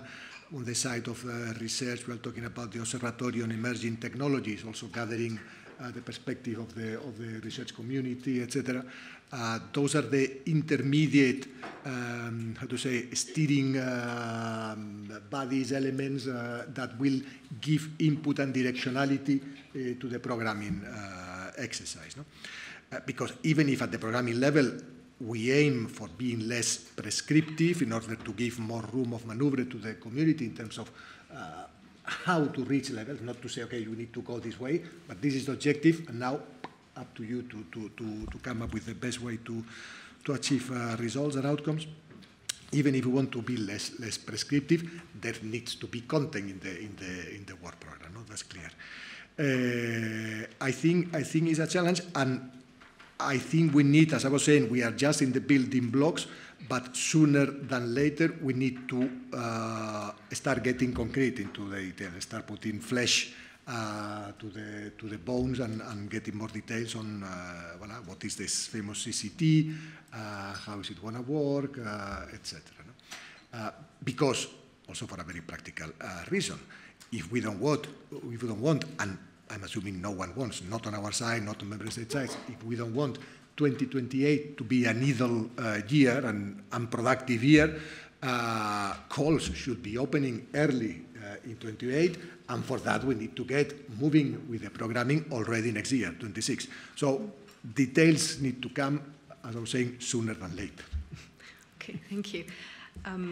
How should the FP10 balance the bottom-up science, meaning ERC, MSCA, with the top-down priorities such as moonshot projects, missions, or security defense?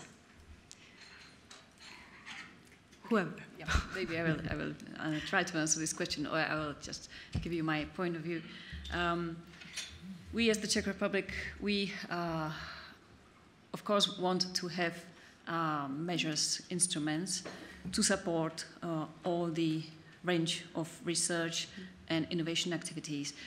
This is very important for us to maintain, of course, parts of the program dedicated to bottom-up research, and of course we feel the pressure to put more resources, put more money into the top-down research, development, innovation activities, which is, of course, very clear, very understandable. But anyway, the part of the program that is dedicated to the bottom-up is very important for us. It's not only maybe the Pillar 1, as we are used to it now, and as it will be in the future framework program, Future Horizon Europe, which is the ERC and MSCA.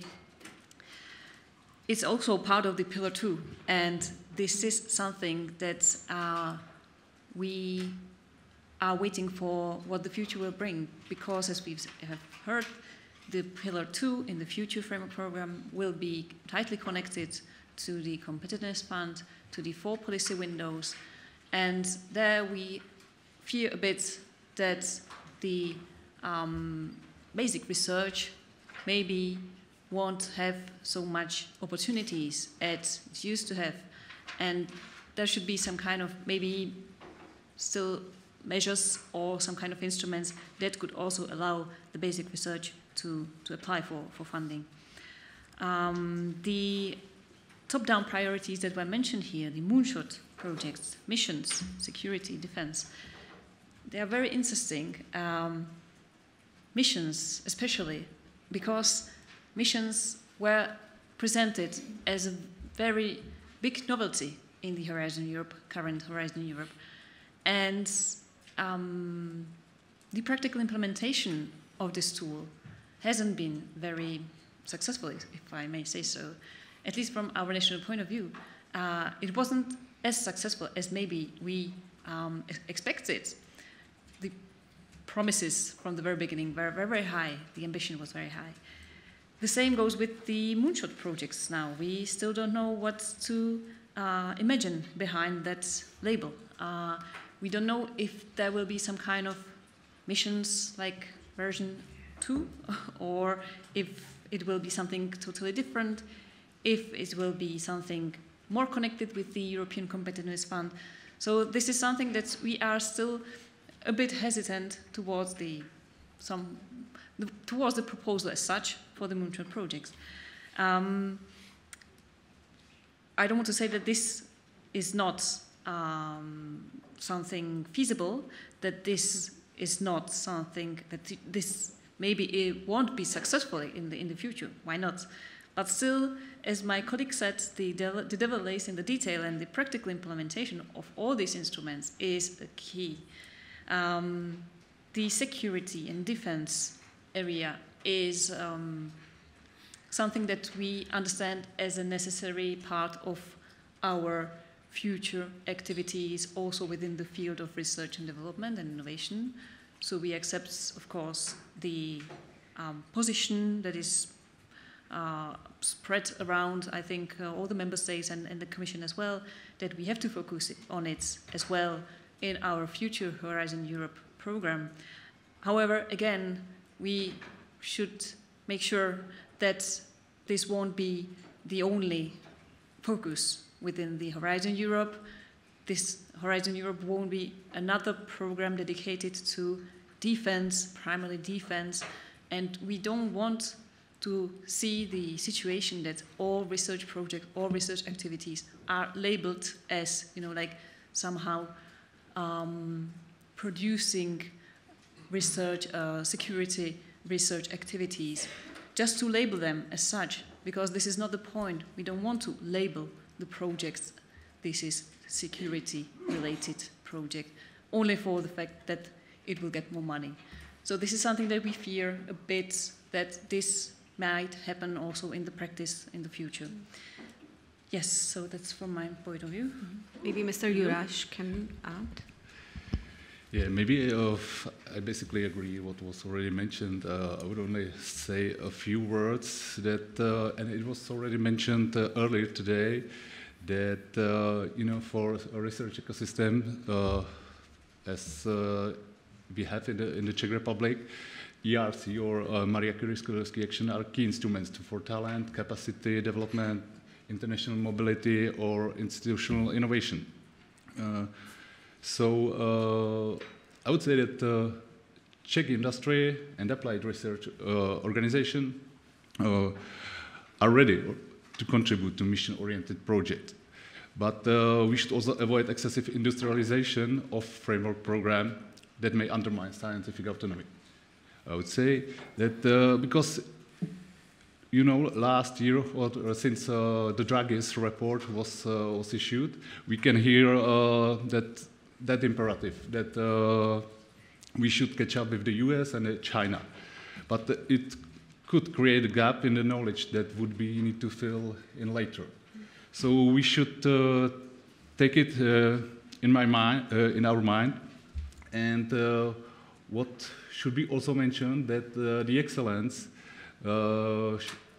should stay or remain open to all member states, not just some advanced regions or states.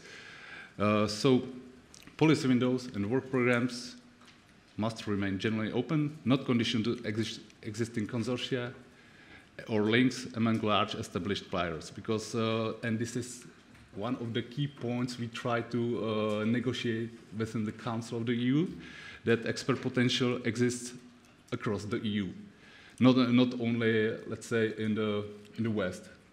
So sorry for the word, but yeah, the Czech Republic continues to have a strong position thanks to high quality science and engineering education. So I perceive missions and moonshots that they present strong opportunities for Czech engineering and technology sectors such as AI or defense sectors. What we should work on, it was already mentioned today, we need to strive to get more project coordinators that leads the projects, because this is something we need really to focus on. Maybe if I can add something more to this question, because it came to my mind as we were talking about these three main, like top-down topics, moonshots, missions, and security, defense, etc. I also wanted to mention or just say a few words about the topic that is also very important within the current Horizon program, and hopefully within this next Horizon Europe program as well, and Francisco already mentioned this as well in his presentation. These are the European partnerships.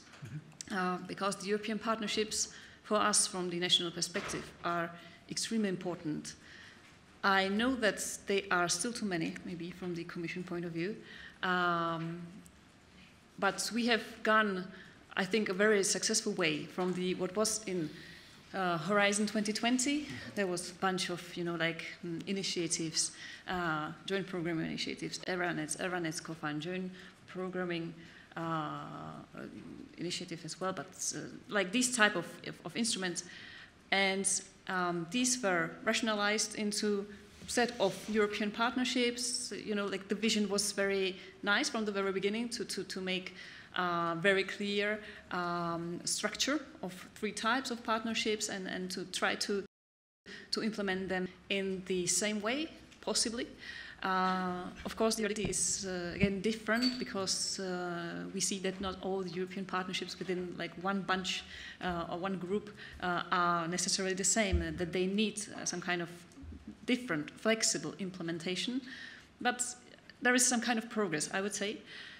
For the future, you mentioned in your presentation that there will be still some tendency to reduce the number of partnerships, to make them even more like focused, more strategic. I think this is a very pragmatic approach. I think it will help if it is real and if you succeed with discussing this possibility with the member states, because of course member states from the current experience have the feeling that they were not taken on board from the very beginning. So this is very important to make sure that you have also this level of coordination already, that you have thought about it.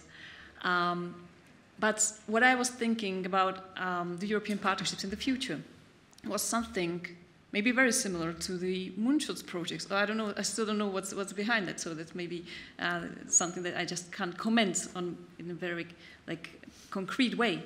But the European partnerships maybe are transforming themselves into something more, integrating parts of the vision of the missions, and putting into place all the players from all the fields, and trying to get something more from this type of cooperation. From our perspective, from the national point of view, we still would need to maintain certain level of European partnerships as they are now, because they work for us as a kind of entry point to the framework program. We have the experience that if we succeed within the European partnerships, and we are historically already well known, and we have some level of expertise already, we have some level of network built already, then we are easily accepted as well in other consortia, in the open course, etc., within the second pillar of the current Horizon Europe program. So therefore, I'm mentioning it that for the future, there should be also some kind of balance, and I don't know which kind of balance. This is very, again, difficult question to answer, and difficult endeavor just to imagine how it will work in the future. But this is something that maybe the Commission should also keep in mind, that the partnerships work somehow at the national level, and they can have, of course, much bigger ambition for the future. But we have to balance it somehow. Thank you. Mr. Del Torre, would you like to comment, because you're writing a lot? lot? I mean, there have many things, interesting ones have been said. Too many to comment on all of them, I would say. Starting by the end, maybe on the partnerships. Could they, indeed, it's a possibility, could they help? I mean, the missions, as I was saying before, have already established as in the legal basis now duration until 2030.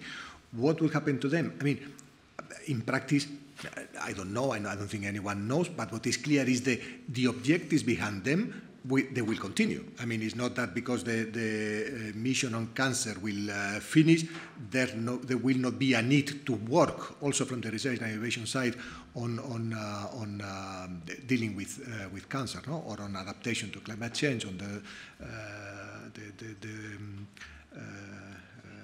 the oceans, the soils, etc., and all the different areas that were identified for recurrent existing emissions. The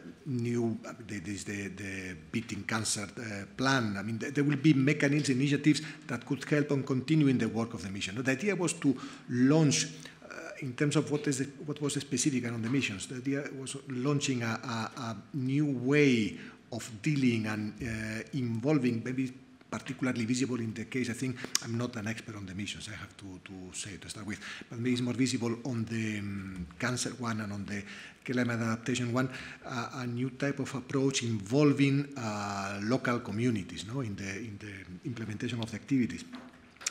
That was one of the specificities that I don't see, for instance, at least in what has been presented until now around the moonshots, that I understand has captured a lot of attention because it's a bit of an intriguing term. And also I understand the connection with the missions because it was one of the images used for the launch of the missions some years ago, no? The moon mission. In my view, as far as I can understand it, because it's not part of the legal proposal, let's keep this in mind, it's mentioned in the explanatory memorandum, so there is no article around the missions.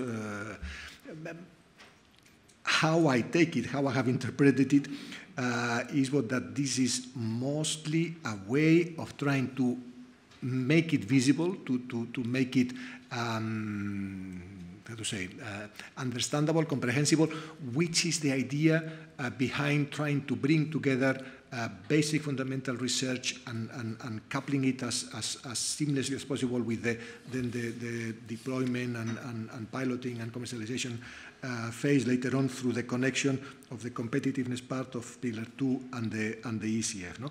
Trying to make it visible in terms of initiatives, mostly of a technological nature, the examples that are given there in the explanatory memorandum, to visibilize this accent put, this underline on the impact that research should have, no, later on, to make it understandable also for citizens, for the European citizen, why it is important, why doesn't it interest me at all that my countries are spending at national level and then also via the EU budget on research and innovation.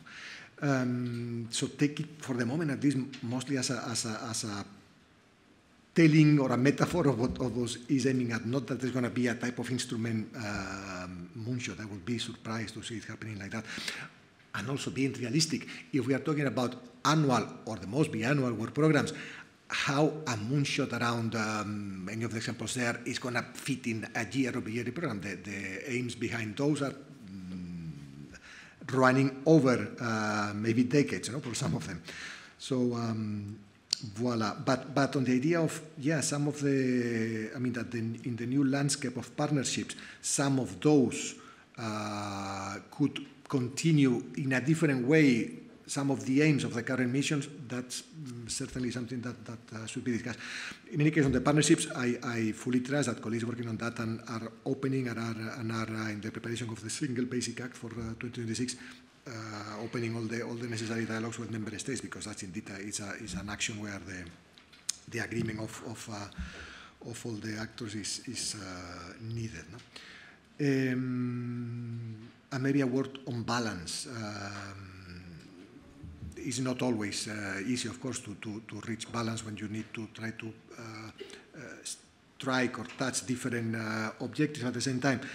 But I think in the spirit of the proposal, the reinforcement of both Pillar 1, I would say also Pillar 4 with the research and knowledge infrastructures, and also the collaborative research in competitiveness, because in Article 15 of the regulation, and it is a regulation of Horizon Europe, even because it's the fund for Horizon Europe, the one that will go for the research and innovation component of the work programs of the ECF, even if it's under the ECF. In the article of the regulation, we are saying that we will aim at covering all the range of the technology readiness levels, so from the low level to the upper level. So we are going from basic research to higher up on the chain, no? And that applies also, and that should apply also to the R&I collaborative actions under the ECF policy windows. So there is there a component of basic research, while of course the the main weight is going to remain in the ERC and the Maria Sklodowska-Curie. That's clear. But the need of a balance, that was front and center of the proposal, I would say. Yeah. Mm-hmm. And of course, then we keep indeed there is maybe less, but there is research in the facility, there is in the missions, but mostly in the societal challenges component. There will be, if you want, the continuation of the current cluster 2, if you want to keep the terminology of the current program. Mm-hmm. Let us move to a less hypothetical area, maybe, because the FP10 promises major simplifications, such as lump sums as default, or unit costs for personnel, shorter time to grant, or the single rule book that we've already talked about a little bit. So, and I would like to ask you for a really short answer first, and then we can evaluate. So, what is the most important one from the simplifications in your perspective? Yes, starting from the right. Mine. Like really shortly, and then we will evaluate. I know that I'm forcing you a tiny bit into something really concrete. Can I say 2? Yes. Because, I mean, the going further in the reduction is a pretty practical one. Going further in the reduction of the time to grant, I think that's important. That will relay or depend basically on colleagues working on the Common Implementation Center on finding the ways to make them even sharper, the internal procedures, both for the evaluation and for the granting, so that we manage to reduce there. Of course, we have always looking towards the ERC, and Maria Sklodowska-Curie colleague from the NCP is here, the ERC exception, where you know that the TTG, they have a derogation for the granting. But I think it's important in a body that is devoted to funding research to be able to speed up the process. I mean, the funds should reach the beneficiaries, not only research, I mean in any other policy field, of course, but in particular in research, in particular also if we want to facilitate the streamlining with the innovation and investment journey, etc. So one is the reduction of the TTG. The other, I would say, the aim, but then of course we go to the details and we bit there still in the dark, the aim of consolidating and trying to break and diminish fragmentation, no? And consolidating funding instruments, going towards this single rule book, which at the end of the day, the aim behind this idea is that potential applicants, potential beneficiaries can navigate in a simpler way the funding opportunities landscape out there, be it from the fundamental or applied research angle towards more the piloting and the scaling up phases. No? If the overall rule context, funding ruling context, procedures, etc., is streamlined, is consolidated, that navigation should be made easier and simpler. That for me would be the 2 main ones. Sorry for being long.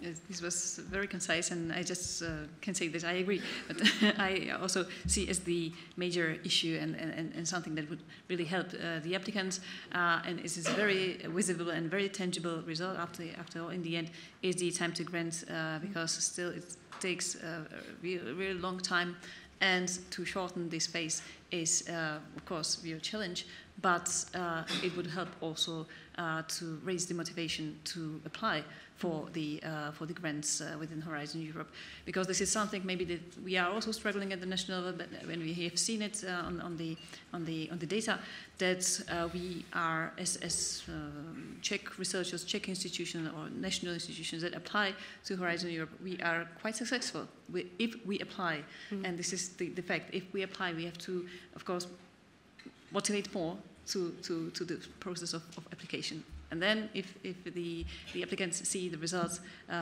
quite tangible, quite visible earlier than now, so it would definitely help. Thank you. Okay, basically I fully agree with what was already mentioned, of course.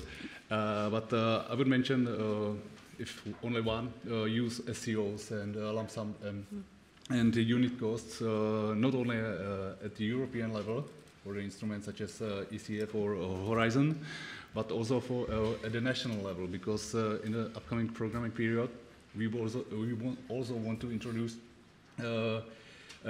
unit costs or lump sums as much as possible. And because what we encounter during implementation of our program funded from the ERDF, focusing on competitiveness and entrepreneurs, is that especially SMEs, they struggle a lot.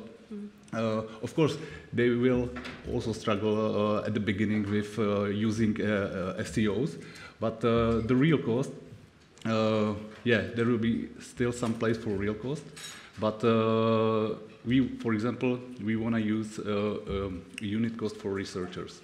So if they will be able to use such an option at the national framework, it would be great to have the same option at the European level.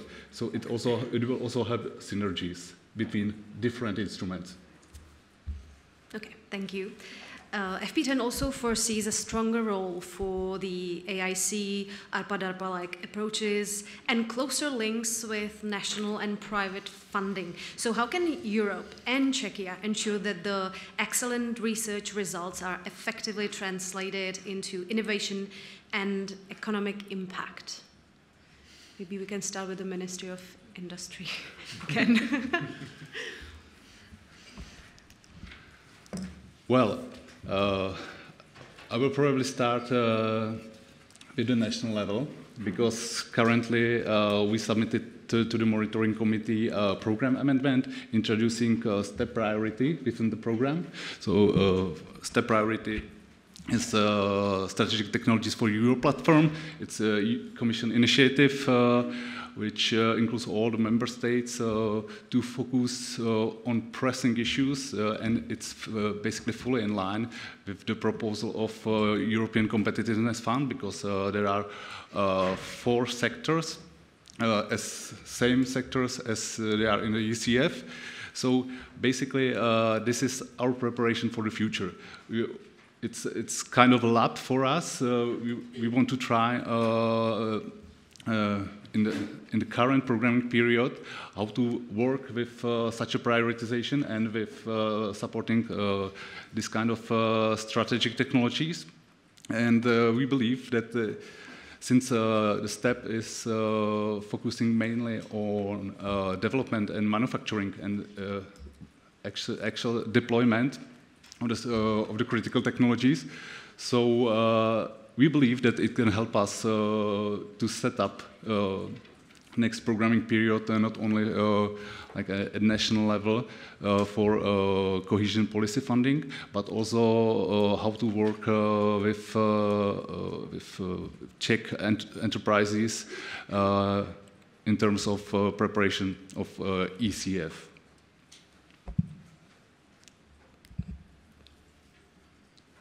Yes. Some words from my side as well, from the point of Ministry of Education. Yes, of course, we see also this pressure to make more visible the results from the innovation actions, to make all the activities that are supported from the EU funds, but also beginning right now with the national funds as well, to have more economic impact, socio-economic impact. One thing is that we struggle still a bit with the fact that we don't know still completely how to measure the socio-economic impact, because this is something that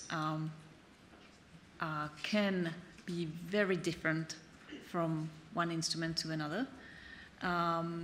So this is the fact that we first have to have a clear vision of what we want to achieve and how we are able to measure it, and then we can evaluate it after all. And but this is maybe something more philosophical, not so concrete, not so tangible as to have more economic impacts, as my colleague was talking about.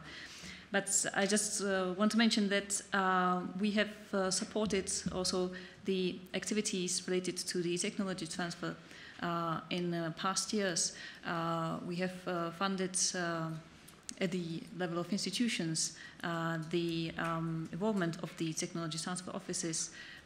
We have used the cohesion funds for this to make the institutional level more prepared for this new approach. And we still hope that this was helpful, that this will also lead to concrete and tangible processes at the national level. Some institutions, of course, they are very much advanced. Some institutions still lag behind. But this is something that is an issue at the national level, and we will have to still think about how to incentivize more, maybe how to also point the institutions towards the direction. What was mentioned here is for the future, is the ARPA-DARPA model or approach within the EIC or within the next Horizon Europe. This is something very interesting, and I will be very curious to see how it could work, because if it really is like this, that within the ARPA model, ARPA approach, you can just kill the project when you see that it's not feasible anymore. It doesn't bring the outcomes that are expected, and this could really happen at the level of the EU or the European level. This would be a revolution, definitely, because together with the comitology rules, together with the member states, voice present all the time within the decision processes, it would be definitely a big piece of cake, but still very nice, like a proposal. So we haven't covered all the areas of the new FP10, but I would like to give space to the questions from the audience. So does anybody have a question so far? Yes? We have the lady in the third row in the middle.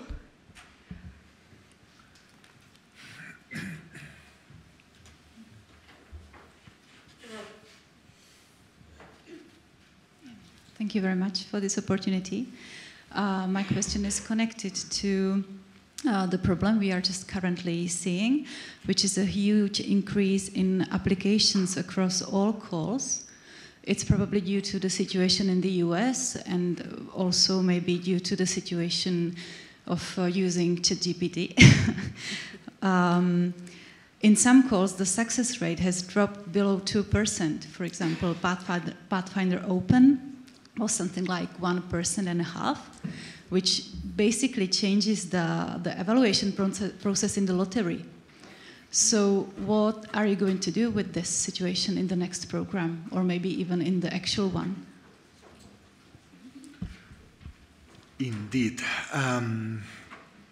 To start, because you hinted at it, the possibility of using randomization for the sounds a bit, how to say, more serious than lottery. You think of other things, no, but at the end of the day, is that it's on the table, and it has been already on the table. For instance, in the context of the reflections of the Scientific Council of the ERC, to use it not for the top. Because you have, of course, the very clear top-ranked ones, the very clear out-of-scope proposal, but then you have the middle range where the level is probably very, very, very similar, and then introducing an element of randomization there will not introduce actually any bias, unintended bias in the outcome. So there are reflections ongoing. I don't think it's going to happen for the 26-27 work program, honestly. But it's part of the reflections in view of the next, or it should be part of the reflections in view of the implementation of the next framework program for sure.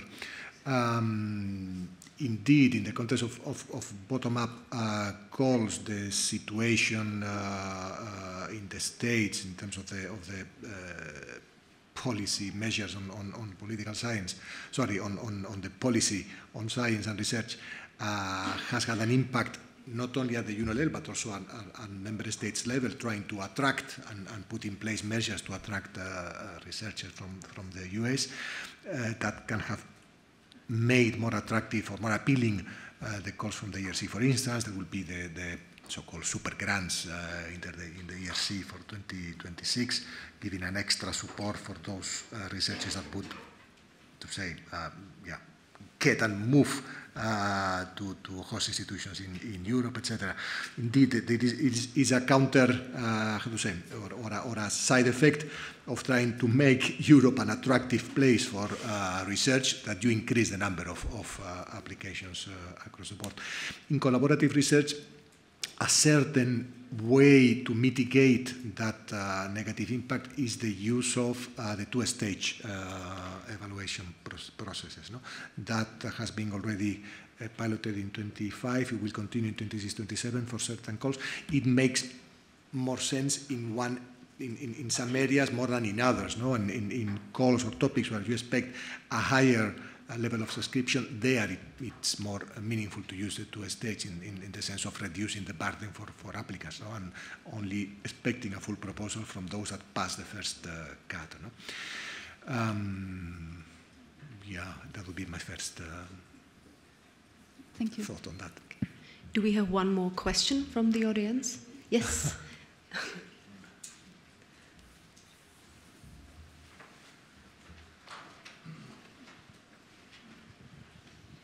Hello, everyone. My name is Chandana. Thank you for the panel discussion. It was very interesting. I'm a MSc postdoctoral researcher at Charles University, so this is concerning international researchers.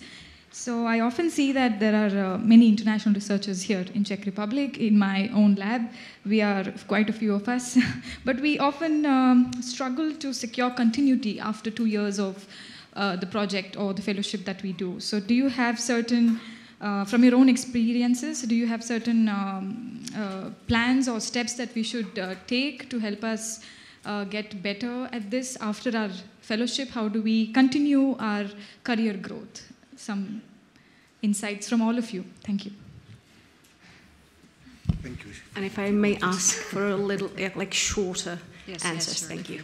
Yes, definitely, because this is, again, a very difficult question, very complex question, so it's not possible to answer it right now here. It will be for a separate panel discussion as well, because this is related to the issue of research careers, of course, and not only for international researchers, but also for researchers like at the national, established already in the national level. So not very easy received for that. How to overcome this kind of gap. We are trying to set some certain measures at the national level as well. We are trying to use also the funding sources for motivate the institutions to bring more opportunities to the researchers that are interested in, of course, continuing the cooperation at the national level. We don't want to intervene in too much detailed level, of course, because there's a certain level of autonomy, there's a certain level, of course, of processes that are dedicated to the individual institutions. But all in all, I think that the issue of the internalization at the national Czech research institutions is still somehow not explored to the extent that it should be. Some of the institutions are already prepared more than the others as well. There are established welcome offices, there are established processes that also have been funded. But this is, again, the question of the individual motivation of the institutions, I would say. But we see it from the national perspective, of course. We don't deny that problem, that this does not exist. But we have to find the way, more coherent way across also all the providers within the national system. Thank you. Thank you. Anybody wants to add? No. Okay. Yes, maybe to add a couple of things. I think it's very good that you put the question on the table because, from the how to say policy discussion on the framework program, research institutions, organizations, and what about the researchers, which are the individuals which are actually performing and bringing. They don't do it individually, they do it as part of a group, they do it as part of an institution, of course, but there is a, to say, the individual element therein, no? And not everyone will be, depending on which moment of their career, will be able to consider the possibility of moving, getting to another country, etc. It will depend on the family situation, etc. I'm not an expert on the field there where I'm working. What I know certainly is that this is a central part of the discussions that member states have also with the EU in the context of the European research area, and there are policy actions around the researchers' careers and mobility and skills, etc. The action that the Commission launched on the receiver, I don't know how successful it is or not. Sorry, I'm not knowledgeable on that. What I can say, let's say, from the purely policy angle, is that the attention and the focus is there. I hope that both at national level and the EU level, policymakers can be receptive enough and be listening enough to those needs that are identified properly, so that the right measures can be put forward. In terms of funding, but it's not the only thing, I know, and that's one of the messages I think that we could take also from this session today. If we are trying if there is a change that we are trying to bring into the landscape for the next cycle, it is about funding, but it is not only about funding. It's a question of, there was a reference before to the results, no? The importance of the visibility and the uptake of results. No?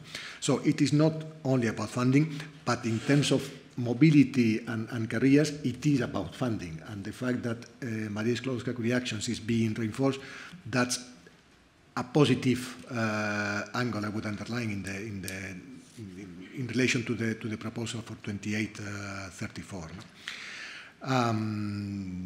But let me say, we are listening, so the more you raise your voices, the better.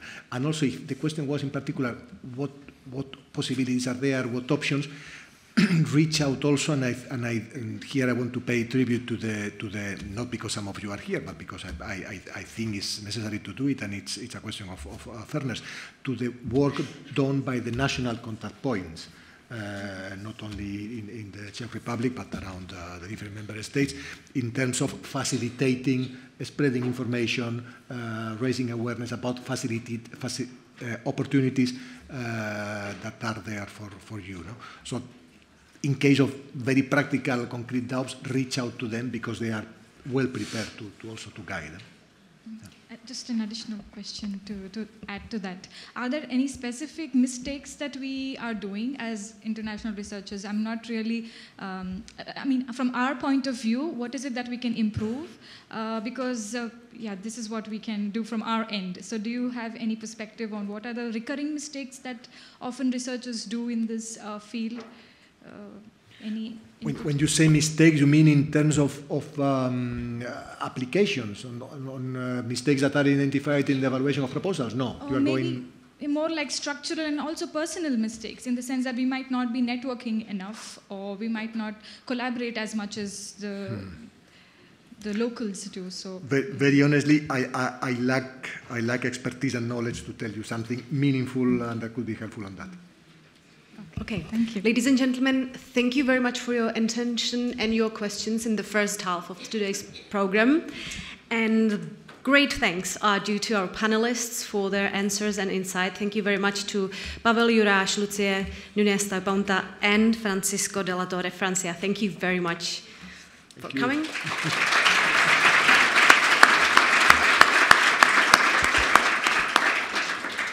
And the time for break has come. So please, first of all, we encourage you to visit our poster section that was already mentioned.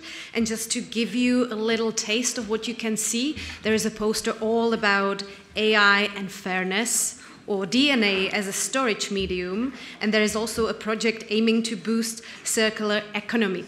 This poster session is open from now on for at least 30 minutes.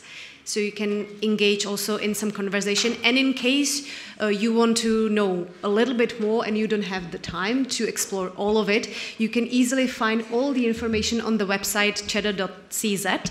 And if you click on the particular project and you scroll down, you will find an interview as well. So that is an extra bonus. Where it is? It's on the poster session is just outside of this, yes, in the foyer. Also, we invite you for the lunch that will be served from 12:45. So please enjoy. And also, we would kindly ask you to fill up a little feedback cards that you can find in the foyer next to a glass bowl. So once you fill them by hand with your pens, you can toss it in the bowls, and we will be really glad to hear from you. So our afternoon program will start again here at 2 p.m. So enjoy your free time for now. Thank you. I hope your stomach is happy, that you're refreshed and eager to gain more information. The afternoon session will be all about knowledge valorization. And let us start with Szilvia Nemeth, the Deputy Head of Unit Knowledge Valorization and Technology Infrastructure with the European Commission. Ms. Nemeth, the stage is yours.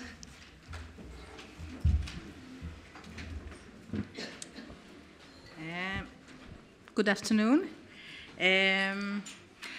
I have a whole speech written for me, but I was listening also very carefully to the discussions this morning, and I want to make sure I'm not repeating things that Francisco said or any of the colleagues said. So first of all, thank you for this invitation. I'm very happy to be here with you.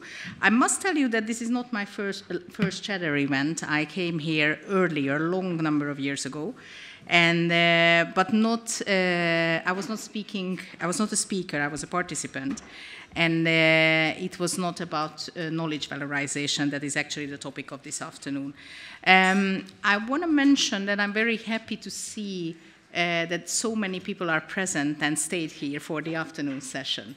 Usually, when you're an afternoon speaker, you take the risk of people, falling asleep or thinking that they heard enough in the morning and not staying. So I'm very happy with the turnout. And I'm going to start maybe first to put us on the same page about knowledge valorization. So what does it mean when we are speaking about knowledge valorization? What we are trying to do is that we try to create value. What does value mean?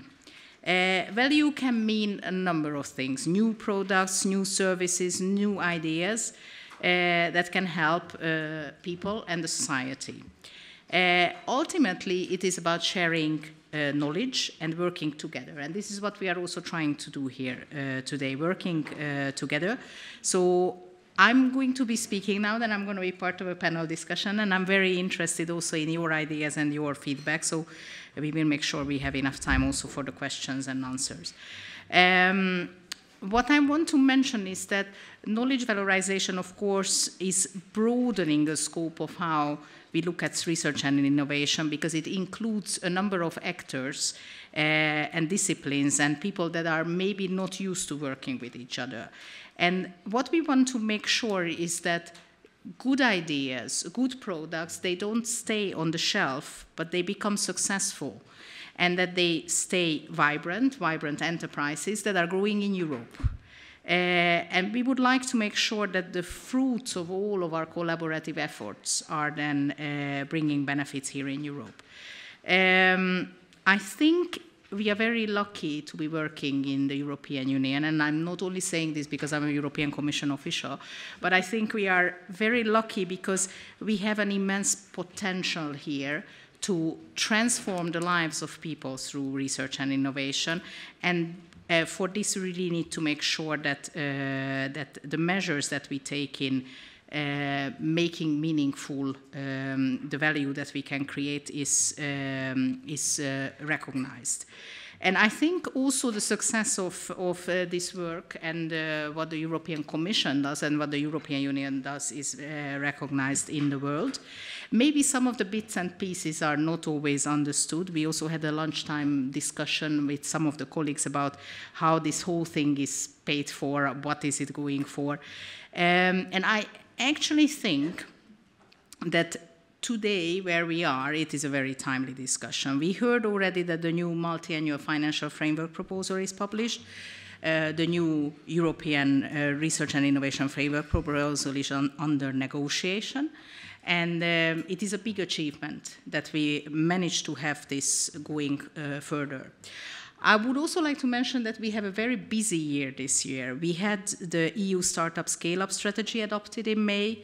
The European Research Area Policy Agenda for 2025 to 2027 was published in June. And from the perspective of the unit where I'm sitting, which is focused on knowledge valorization and technology infrastructures, I would also like to mention that the Research and Technology Infrastructures Strategy was also published in September. So we are working on a landscape for the future. And several of these initiatives that I mentioned are explicitly referred to in the mission letter of Commissioner Zaharieva. And it is actually interesting to see, if you have some time to read her mission letter, there is a one page where her tasks are listed. And I must say it's quite remarkable to see how much we are on track. It's also scary to see how much there is still to be done. But it is actually an interesting reading, because I think it is very clear what the President von der Leyen tasked her to do. So, for example, she is also asked to propose a European research area that guarantees the fifth freedom, namely the free movement of researchers, scientific knowledge, and technology. So the fifth freedom. And our aim is also to reduce the fragmentation of research and anchor innovation and research into the single market and unlock the full potential that it has. She was asked to make sure that innovation is deployed for competitiveness.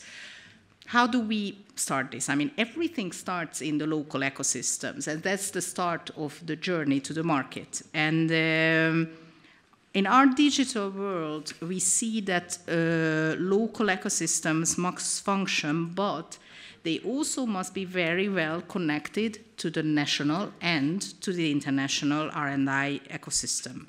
Because if this is not done, then there is no free movement of researchers and knowledge and all this. So what I see as one of the key roles of knowledge valorization and one of the future tasks is to make sure that we better connect local ecosystems with the national schemes and with the international across the whole of the European Union.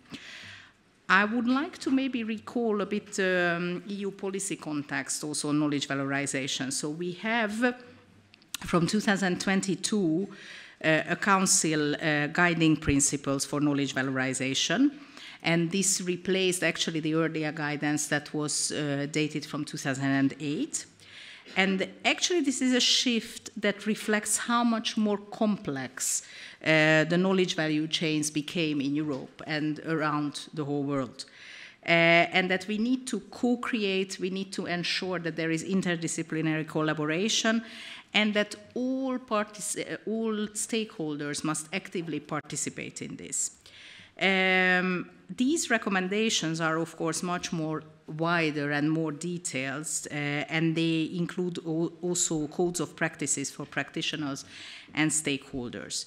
And in particular, what they try to make sure is that there is a common understanding on the need to manage intellectual assets for knowledge valorization as well.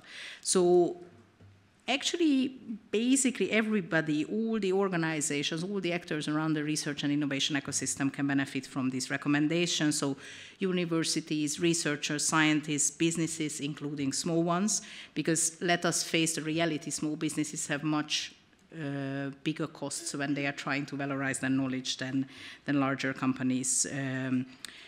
Citizens and communities, governments, public services. So we are ultimately all connected in a way to this system. Based on these recommendations at European level, we have designed specific knowledge valorization activities and implemented it through the Horizon Framework Program. I gathered actually a couple of issues or main issues that can function or can go wrong when we are speaking about knowledge valorization. And I would like to speak about these 5 issues and tell you a bit how we are seeing tackling these. So firstly, I would like to mention the support. What can be wrong about support or funding? It can be either missing, or I tell you, it can be abundant, but not designed well, not targeted for the realities of the research and innovation actors and the ecosystem that is actually the target of this funding. So this is a key challenge at all levels, also at European level. Secondly, skills and learning. Access to the right skills, knowing what you do, for example, with your IP, how you start a business, how you are going further with this journey, how you create a spin-off. It's not a skill very often that is taught. It is a skill that is gained with experience and through continuous learning. And we must value those actors that are in this business and who can have knowledge to share about this. The third issue that I would like to highlight for your thinking is the journey of ideas and how it needs management.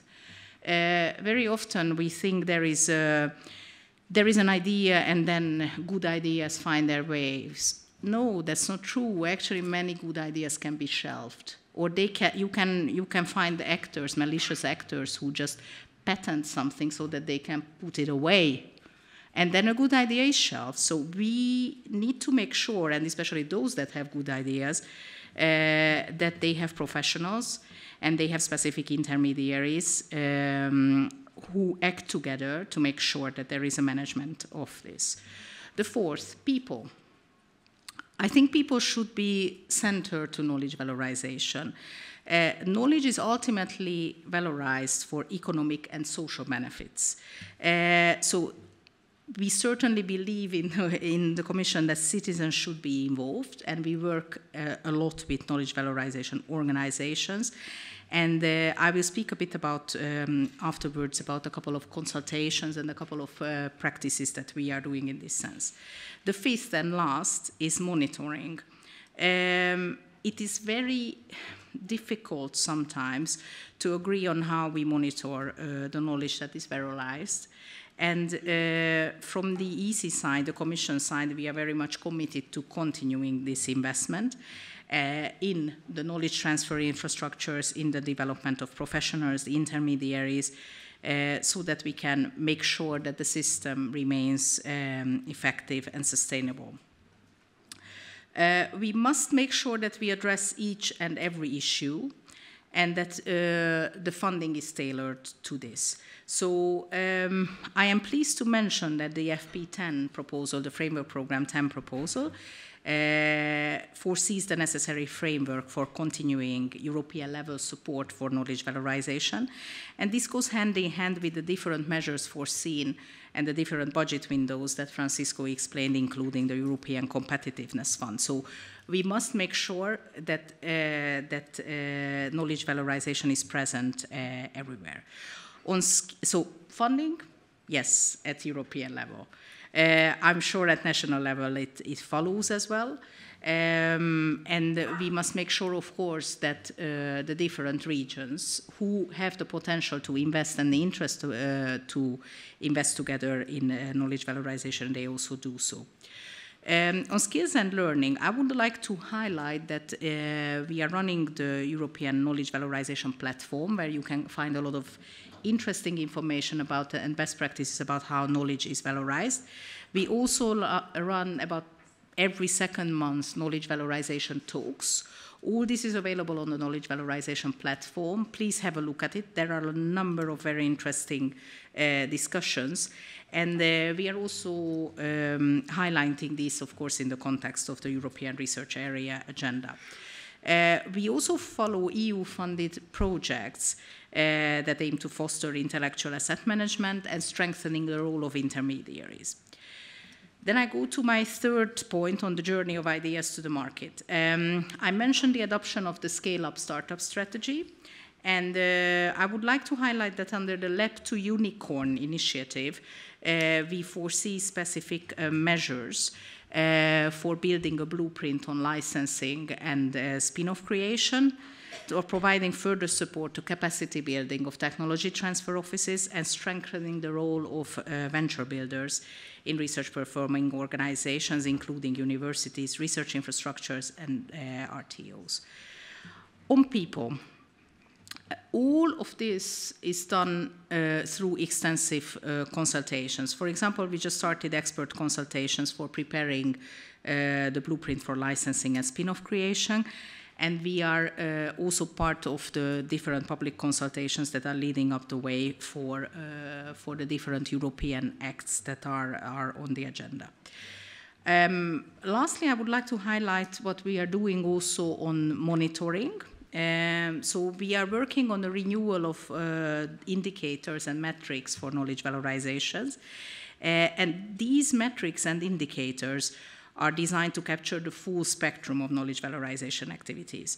We are very keen to provide a common language and a common framework for measuring impact. And these indicators are actually serving this purpose. But I just want to mention, this may sound very dry, but this is not only about numbers and data.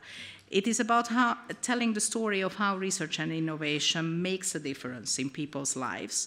It is about showing how different breakthroughs in personalized medicines, advancement in renewable energy, all these innovative solutions are done, and how actually knowledge valorization is bridging and connecting research to the real world through creating impact. If we look into the future, what we know is that this whole system will only function if the stakeholders are engaged. And I would therefore like to invite all of you to be part of all the discussions, and provide inputs to all the different measures that we are preparing. In 2 days' time, on Thursday, we are having the annual Knowledge Valorization event, the European Knowledge Valorization event, where we are going to launch a public consultation for the Charter of Access on Research and Technology Infrastructures, which was a promise made in the RTI strategy. Those who cannot be there in Brussels for that, it is going to be an online event as well, and the recording will be available on the Knowledge Valorization platform. In December, we are going to publish the last work program of Horizon Europe Work Program 2026 and 27. There is a pre-publication available. Of course, it's only the final publication that is binding. And there are a couple of activities there as well that are relevant for knowledge valorization. On the policy framework, watch out for the preparations on the blueprint on licensing and spin-off creation. And we are also in the process of preparing a framework for socially responsible licensing guidelines. I mentioned the revision of the metrics and indicators. We are also in a space where the importance of connecting research infrastructures to technology infrastructures was recognized. And we are in the process of discussing, of course, with the member states in the council how this is going to be looking like. Again, a lunchtime conversation with a colleague reassured me that this is very much welcome by the actors. And I think it is an excellent opportunity for research infrastructures and also for technology infrastructures to have a transnational outreach. We are heading towards the European Research Area Act, the European Innovation Act. They will introduce legislative provisions to improve the landscape on intellectual assets management and spin-off creation and growth. So how am I with time? I'm still good. I don't want to underestimate the challenges that lie ahead. I'm sure we are going to discuss a number of them in the panel. But I also want to emphasize that we have an enormous capacity in Europe, and you have an enormous capacity here in the Czech Republic as well.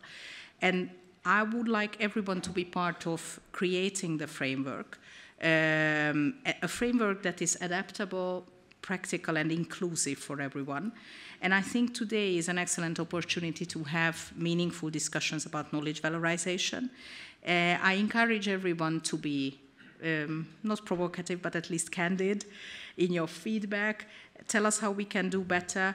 And I think your contributions are essential for making sure that we are doing a better job together.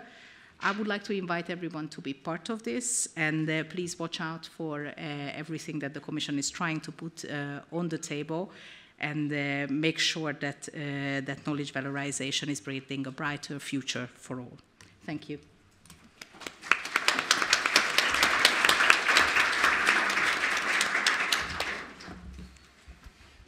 Does anybody have questions right now for Ms. Nemeth?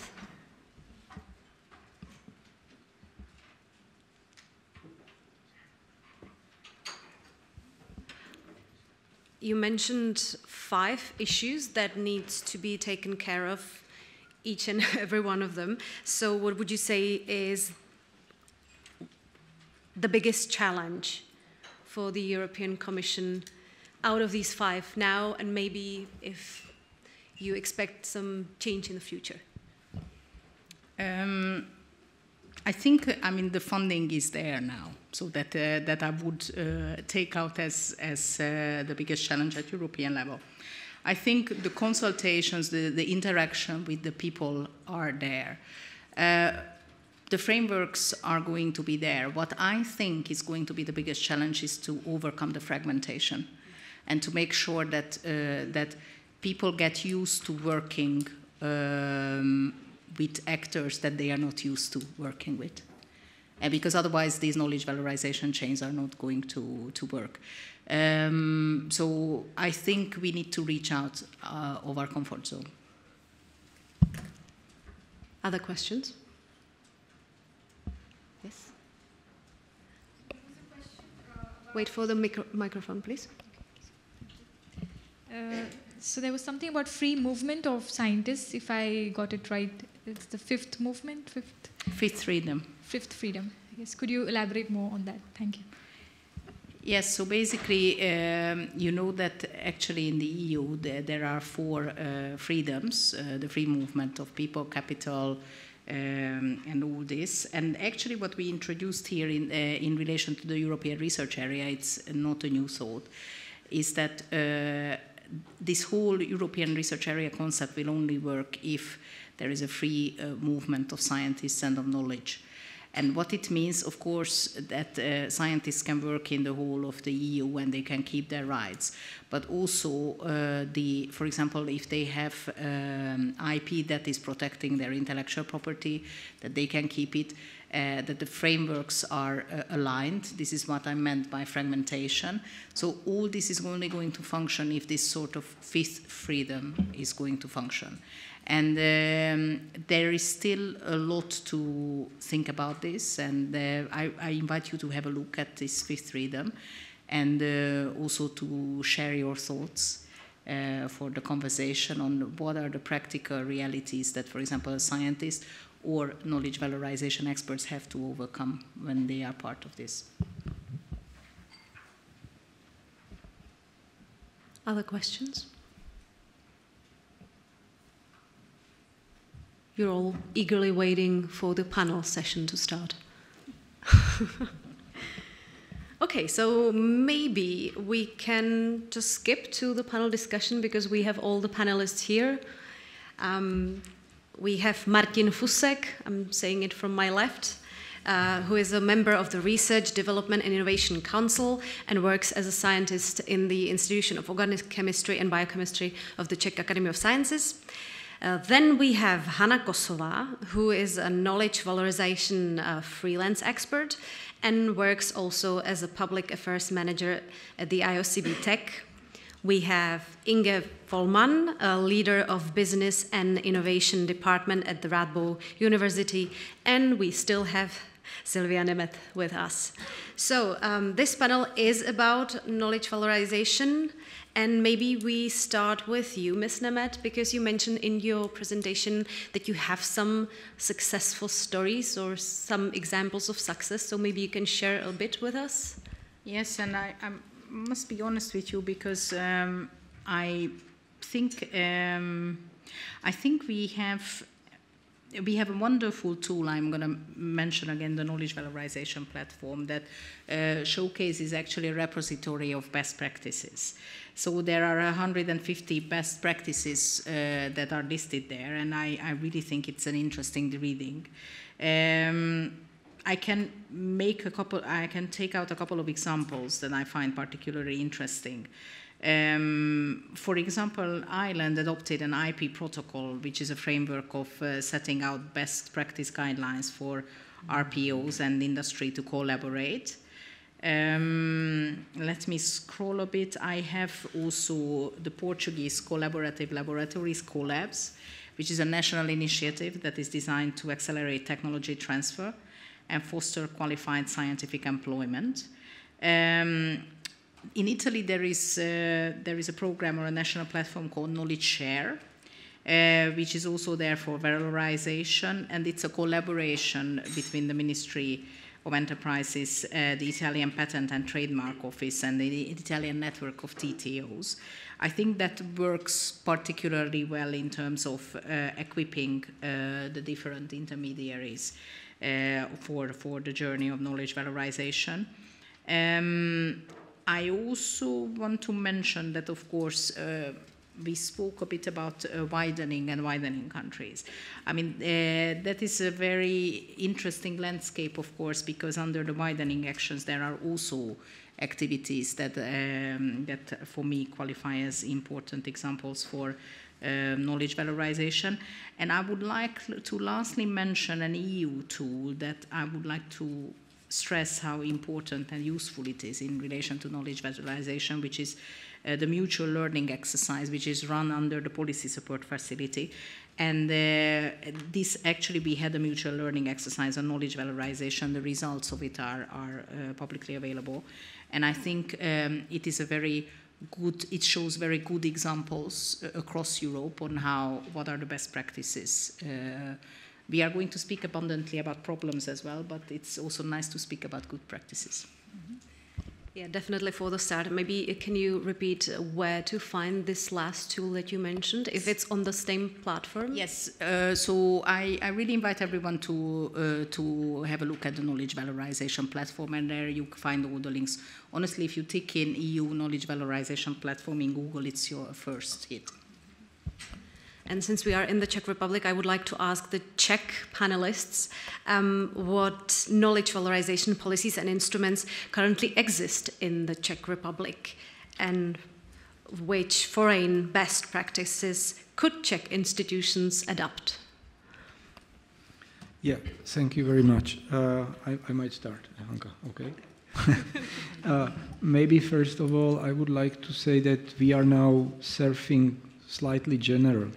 And I think that what needs to be clarified is that really the term of valorization contains two very different activities. One is the real, or the one which at the end has a product which is sold, and the other activity is, for example, better policies and better decision-making process for our government.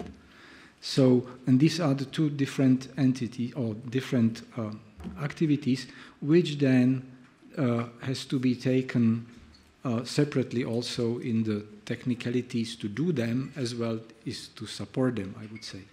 So, because I am coming from the part which is more on the side of product making and selling, I would stress on that one. So right now, I think that the two major activities which are, well, there are many activities supported mainly by Technological Agency of Czech Republic and Ministry of Industry and Trade and Czech Invest in part, which are aiming for increasing the level of tech transfer in this area. Namely, I would stress the technological incubation, which is run by Czech Invest, as a very, I would say, useful product of using the taxpayers' money, I would say. And second is a pilot project of technological agency, which is supporting directly the first years of spin-off formation. So these are the, I would say, typical examples of, I hope, successful efforts in this direction. On the other hand, for the let's say, how do I call it, more humanities linked areas, I think again technological agency has a program BETA, which is strictly aimed at what is public need and how to support it, because it has a different ways of the mechanism of the support. So that's, I would see, as a major policies or instruments especially, and maybe Hanka can comment more on the international examples. Okay. Thank you. Good afternoon, everyone. I will try to add on this more technical perspective of Martin, more maybe the impact generation perspective and the knowledge valorization umbrella point of view, because as was already mentioned, this is kind of umbrella terminology which covers many different approaches, many different elements, how to bring some results of more basic science, some scientific evidence to practice, either of companies in the commercial point of view, or to public domain, be it public administration bodies or civil society as well, non-governmental organizations, etc. So you can have many different approaches with the aim to generate some social and or economic benefits. And to do this, I think both at the national level here in the Czech Republic as well as in any other European countries, and I believe my colleagues not based in the Czech Republic will agree that what we need is good communication and coordination among all elements in this process, all actors who participate on this, starting from the research community, but leading to the companies, to public domain, and from the best practices from outside of the Czech Republic. I would like to mention probably the Swedish innovation support ecosystem, because I actually had the privilege to be rapporteur of this mutual learning exercise on knowledge valorization. So should you have some more questions, please get in touch. And the Swedish system seems to be much more tightly connected and coordinated compared to ours. Szilvia already mentioned that I think there is quite a lot of money in the system, but often we tend to approach it in silos, which are not very well connected, very well coordinated, topic-wise, time-wise. So there are other countries which have reached a point where, at least from the outside, it seems much smoother and straightforward way for example, a scientist who decides to try to apply and practice some of the outcomes of their research. So I would mention Swedish system, maybe Portuguese as well, with their support of spin-off companies and the startup legislation and link to national strategy and all the funding schemes, ending up with small vouchers supporting the local entrepreneurs. So I think what we like is kind of more connectivity, communication in this, and we've got some good friends in Europe where to look for their know-how. Can I still give a small twist to this? So I'm not from the, I'm from the Netherlands. We kind of have a different approach sometimes, different culture, but where I work for now also makes a twitch to some extent, I think, on knowledge valorization, as in products don't need to be commercial always. You don't need to have that people need to pay for a product to use it. So where I work for now, actually it's a large 10-year project. I think in total it's originated from our government, Ministry of Education and Economic Affairs. It's a 150 million project, so it's large. Rule is with that, everything that's created creates early prototypes. All prototypes that are created need to be open. So also the product itself needs to be open for everybody to use. And which is really fun, which also makes it, I think, and also makes it fun for my team, because we need to come up with ways, also business models, in which these open, it's educational technology. And that's kind of in the Netherlands, a stock market. So we need to come up with ways how these products, these early prototypes that are being developed, are being picked up by the market and further developed. But also, they don't need to be picked up by one company. They can be picked up by multiple. And yeah, that I just wanted to put that in your mind, sort of place it in there, that can also be knowledge valorization, that there are more dimensions in which we can work on it and create value for society. That's a great point, because sometimes we feel like what can't be measured, it's not a result in a way. So this should be changed, in your opinion? So it can still be measured, because you know, we can look at how many. So within the early prototype, often you have different components in it. Sometimes it's like a fixed thing that multiple companies could pick up. You could measure how many companies pick it up, how many schools do they then reach. Often there's a learning outcome, so there's a bit of often it's validated as well. What are the learning outcomes? So you can continue on that, for example. What are the learning outcomes with the reach that they have? So you can have all these kind of measures in there. Yeah, so it's not money immediately, but it's other measures. If I can complement a bit in this respect, I very much agree that, of course, when we are speaking about knowledge valorization, we are speaking about economic and social benefit created. And I think when we are speaking about kind of the societal benefits created, that is, of course, bringing different needs in terms of measurement. And I must say that it is true that when we are speaking about knowledge valorization, very often it is associated only with the economic benefit or the market value of something, and this is one of the hurdles that we are still working on, and it is very much pertinent in relation to what I mentioned about metrics and indicators and the framework. I think you mentioned on the beginning that we might be slightly provocative, right? Yes. Well, I must say that I do not fully agree with what you just said.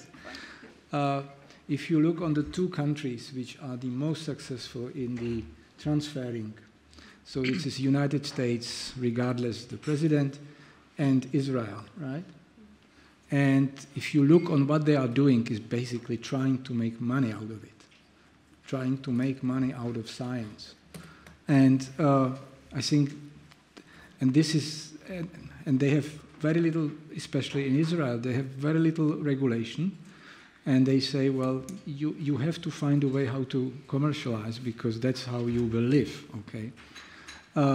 What you are talking about, the other part, which is the other part of valorization, which is not monetized at the end, or is open to all, which, again, I would strongly could debate on that. But okay, I would say definitely it's an important part, but it has totally different indicators, totally different approaches, and totally different type of knowledge you have to do it. So what I don't like about the valorization general term is it's mixing these two approaches together and take it as one. It's a different, these are both important, but different stories, different aims, different techniques, different knowledges. So in my eyes, the trying to put it into one basket with one, measuring, then you will basically end up in very, I would say, shallow, not driven by result situation. So I say both are important, but let's take it apart and let's discuss it differently. Can I explain a bit better what I meant? Because when I said about open sharing products, what we need to do, doesn't mean that there's not going to be made money out of it. So if the university does that, then the university potentially and the researcher potentially don't make money out of it. But you could say it's funded also by public money, so should you make money out of it? State rules, state aid, all of that put aside. So one thing that we need to do is come up with business models in which the companies that then use those free products and further develop on it, that they still can make money out of it and grow and be successful. So they don't need to do the early stage tricky developments, but they can continue on it.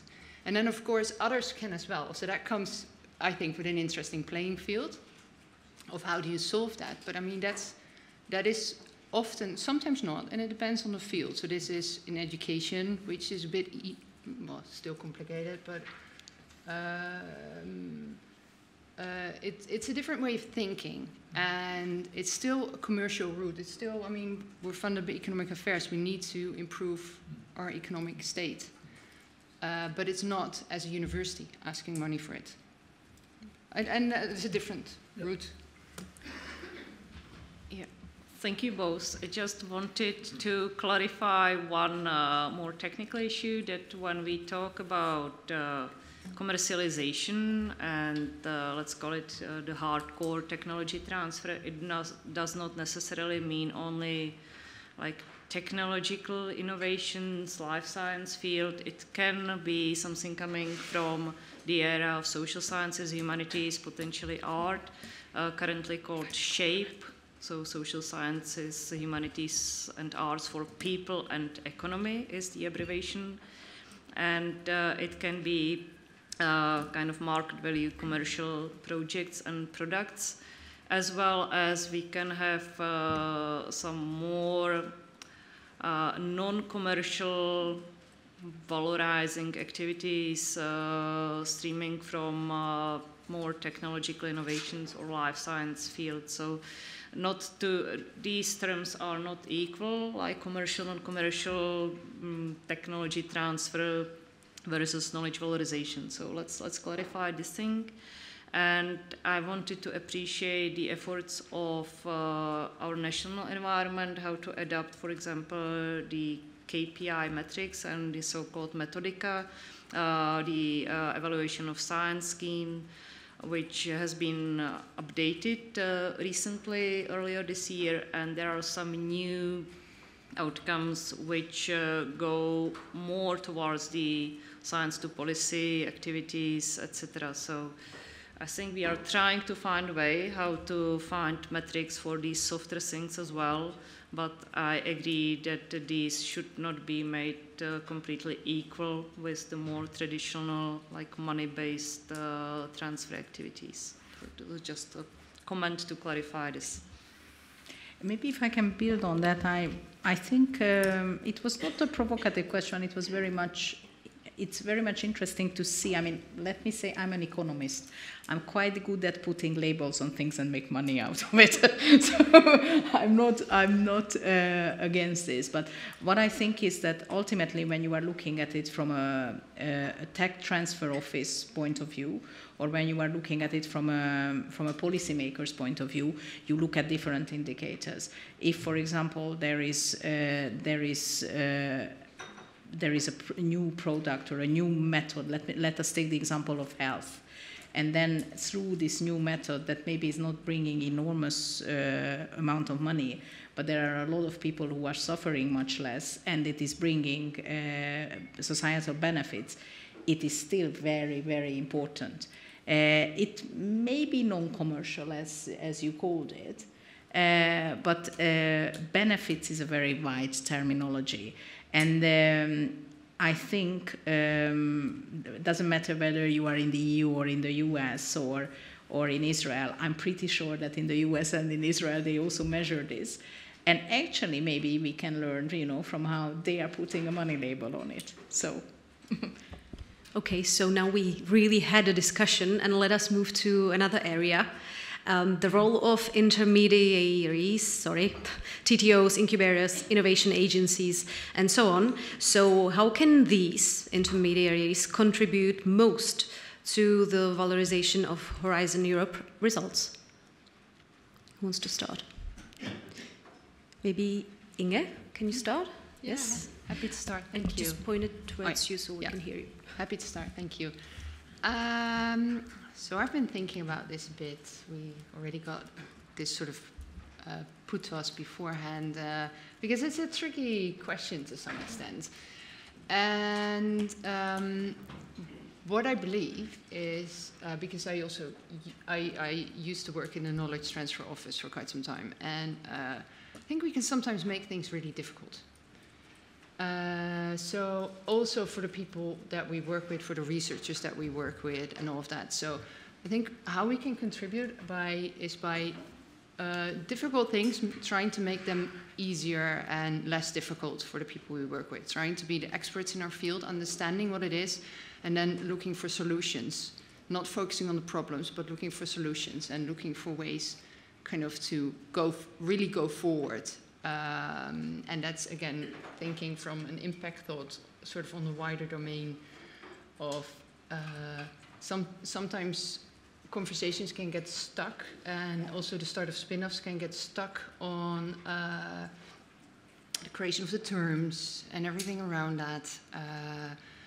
And sometimes things like state aid and those things are being brought in, and they're important, and you need to sort of follow that and be consistent with that, but let's not make a problem out of that, but look for solutions. So that was sort of my initial thoughts to start off with. Okay. Maybe Mr. Fusek can add some thoughts. How can intermediaries contribute most to the valorization of knowledge? No, I was afraid to comment on valorization of Horizon Europe results because I'm not able to measure these results. But in general, my experience is only from the tech transfer office, and I think these can be quite crucial elements in the whole process.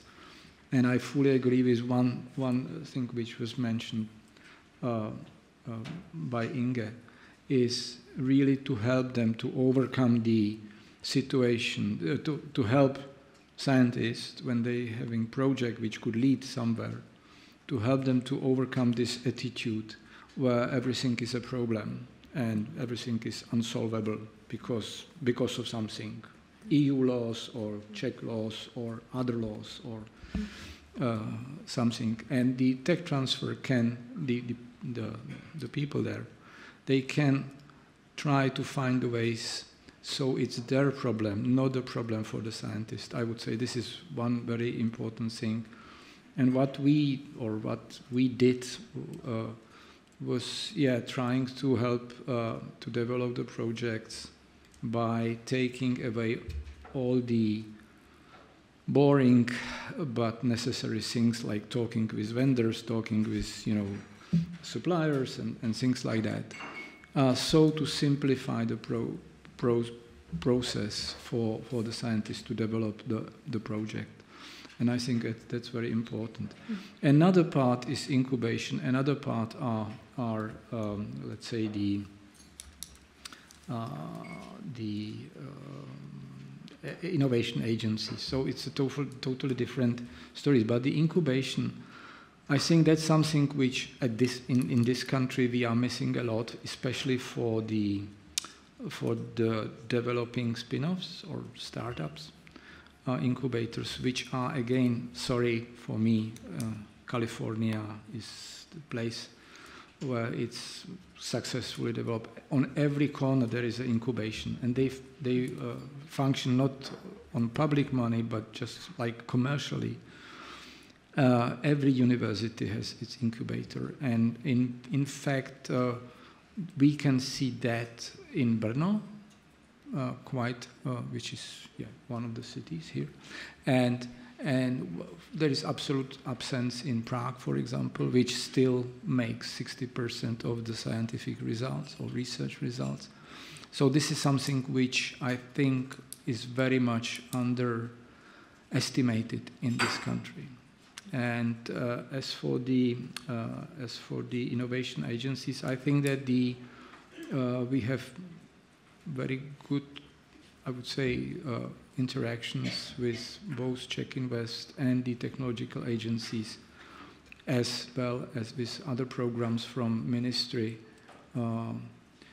which do help development of these projects. I think one of the challenges which we have in this country, when I think about it, is that we have relatively, I would say, very high quality of research, especially in certain areas. If you look on the statistics, it's chemistry, physics, mathematics. We are on the very high level within Europe, and some others. But the picture which would say what are the specialties here does not match with the industry which we have here. The majority of industry is the engineering, mechanical engineering, right? And the other parts are not, we don't have the partners, so we have to develop them via spin-offs, but also we can go outside and have the interactions outside the country, because we are a small country. And this is again something where the organizations, both state as well as the institutional, like TTOs, as well as the are trying to help to go out and present the results outside. Now we had under this current government, I would say the Ministry of Foreign Affairs started to organize really useful journeys outside, where we visited Ireland, Sweden, many countries, and to establish interactions with the partners, which was mentioned actually by Hanka before. So there are, I would say, many ways how it can be supported in many different stages or floors. Yes. I would probably comment more generally on the expected role of intermediary bodies, be it knowledge and technology transfer offices at academic research institutions or the other entities, which can be some innovation parks or similar places. But I think they need to play the role of connecting the dots, basically filling the gap in between the different actors of the innovation ecosystem. So connect researchers with industry, with public administration, with some other potential partners, and vice versa, because sometimes it's all about communication and basically choosing the right language that the professional service, which should be as professional as possible in the middle, TTO staff, KTO people, or I don't know, incubator managers, etc., should be able to talk to both the research community, where usually the ideas come from, and the other entities, either private companies or maybe the government or other entities. And also use the right language, so interpret in between the different types of speed the different groups use, and manage their expectations, which again should work both directions, so not only one way from the research community towards the commercial partners, but also be able to get the message back to the research team from the company, for example. And sometimes on the very practical level, this can include the ability to tell the research team that maybe their splendid idea is not as splendid as they might think, because the market thinks differently. And also, if a company approaches the research institutions with high expectations that they would solve their problem, maybe it's more complicated journey and it has to take longer and be more difficult than originally expected. So basically be in the middle and try to talk to both sides and find solution which is usable for everyone in the process. Do you also think that with this, that also taps into the fragmentation that Szilvia mentioned, where there's a role to, you know, learning people to work with people that they're not used to working with? Do you think that's also included within that? Definitely, and I think going back to the context of the topic of this discussion today, the knowledge valorization, the new players come into the spotlight as well, and it is something new for definitely many academic entities, for example, to talk to the officers from ministry about their needs. And also we need to look at it from the other perspective, that often the ministry or, I don't know, the city or some kind of self-governing body, they know they need something, but they not yet are able to define it very well.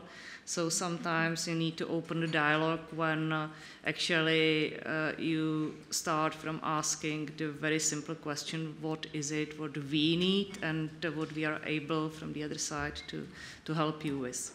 Because often the need is not very well defined, it's not written anywhere. And with companies it can be the same. They need to help with some solution of, I don't know, developing a new product, and it needs a dialogue. So I think dialogue is quite a crucial word in this. I will follow up with a question. What are the most common barriers to the effective transfer of research results from research organization to practice? Ms. Nemeth.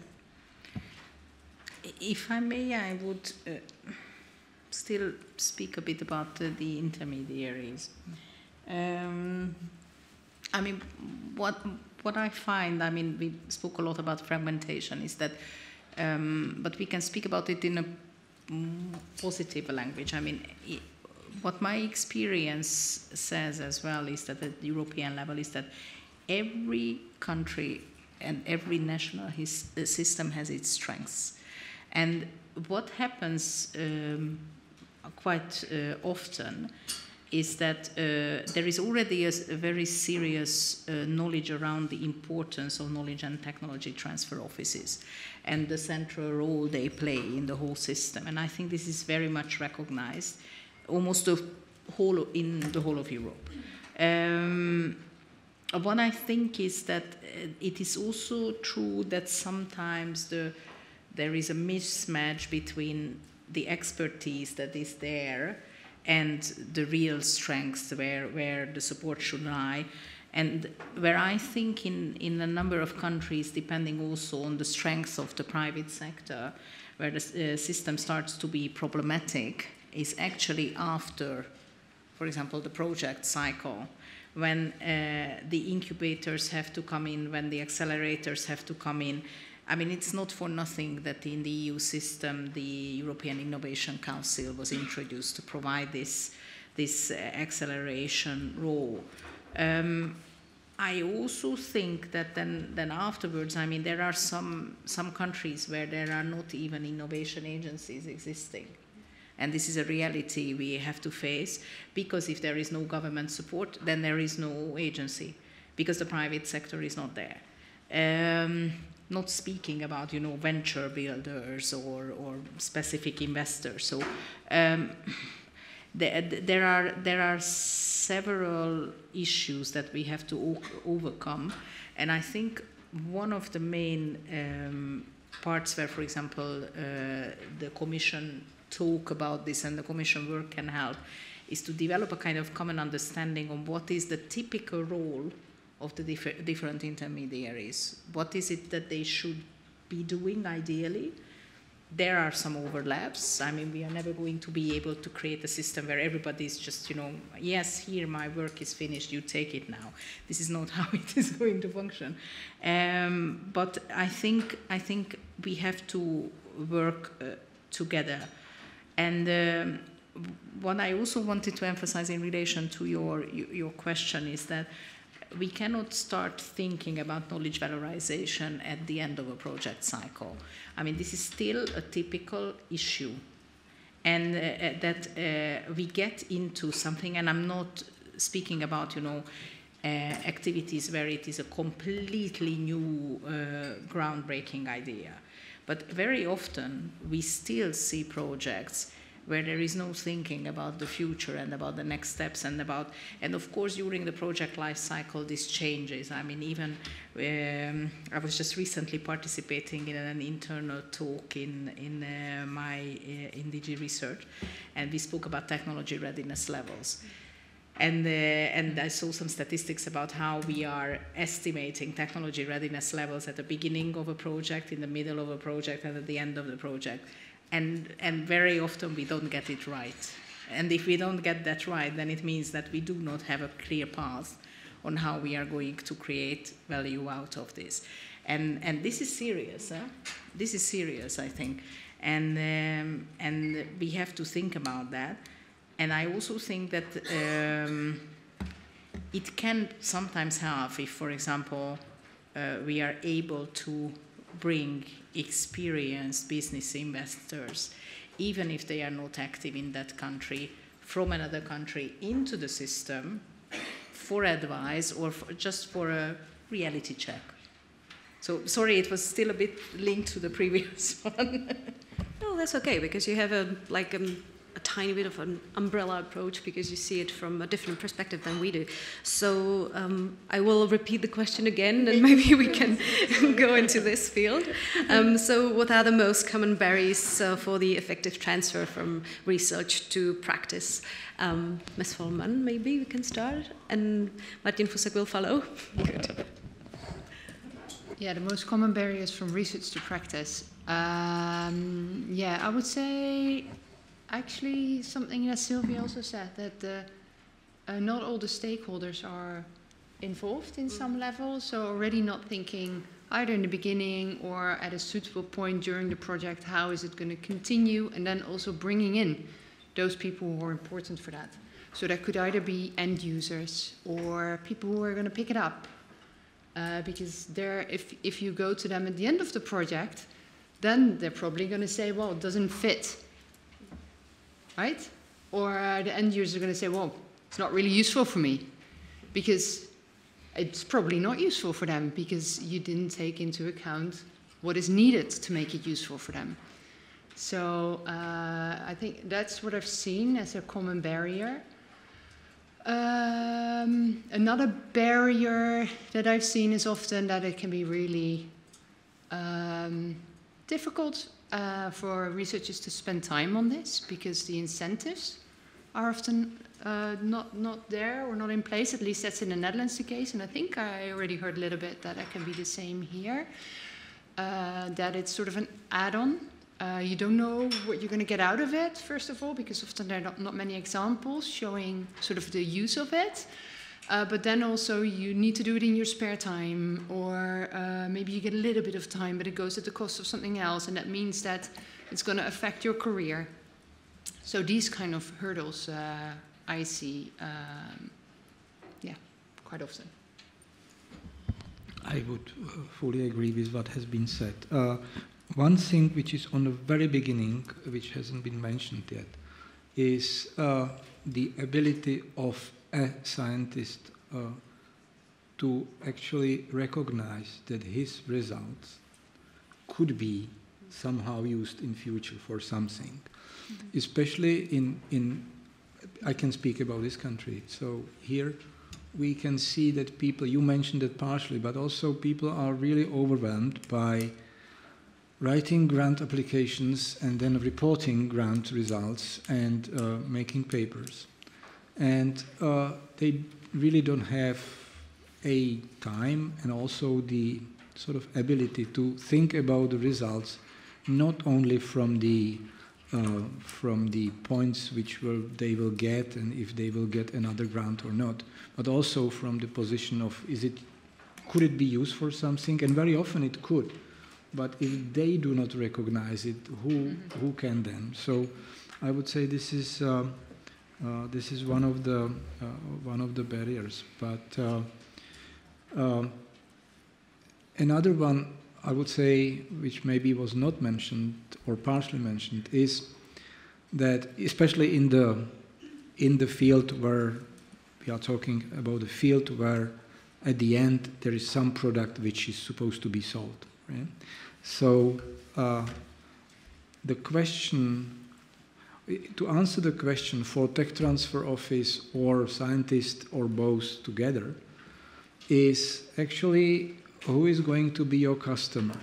Who is your customer? And it's not a trivial question, because it's not the end user who will use the discovery at the very end, but it's someone else. And if we speak about the situation at the university or Academy of Sciences here in Czech, because we don't have the system which is used in Sweden with the professor's privilege, we have the same system like everywhere. The result, if it is somehow patentable, let's say, belongs to the organization, right? And so the journey of the result to the customer is always the same. It's licensing, basically, or selling the IP, but mostly licensing. Well, actually not mostly. Yeah, half and half. And but then who is the customer? And it could be either another company or a company which will buy the result or license in the result, or it will be a spin-off. But the spin-off is not real customer. The spin-off is actually represented by the investor. So the customer is investor. And these two have different priorities. The company needs different ways how to be approached, and the investors, again, have a different measures. And I think that we here have a major problem in trying to understand these two categories. And this brings me sort of on the very beginning of today's day, I wanted to mention it now. I would strongly agree with what Jiří Nantl said, that what is here missing is the unified capital market.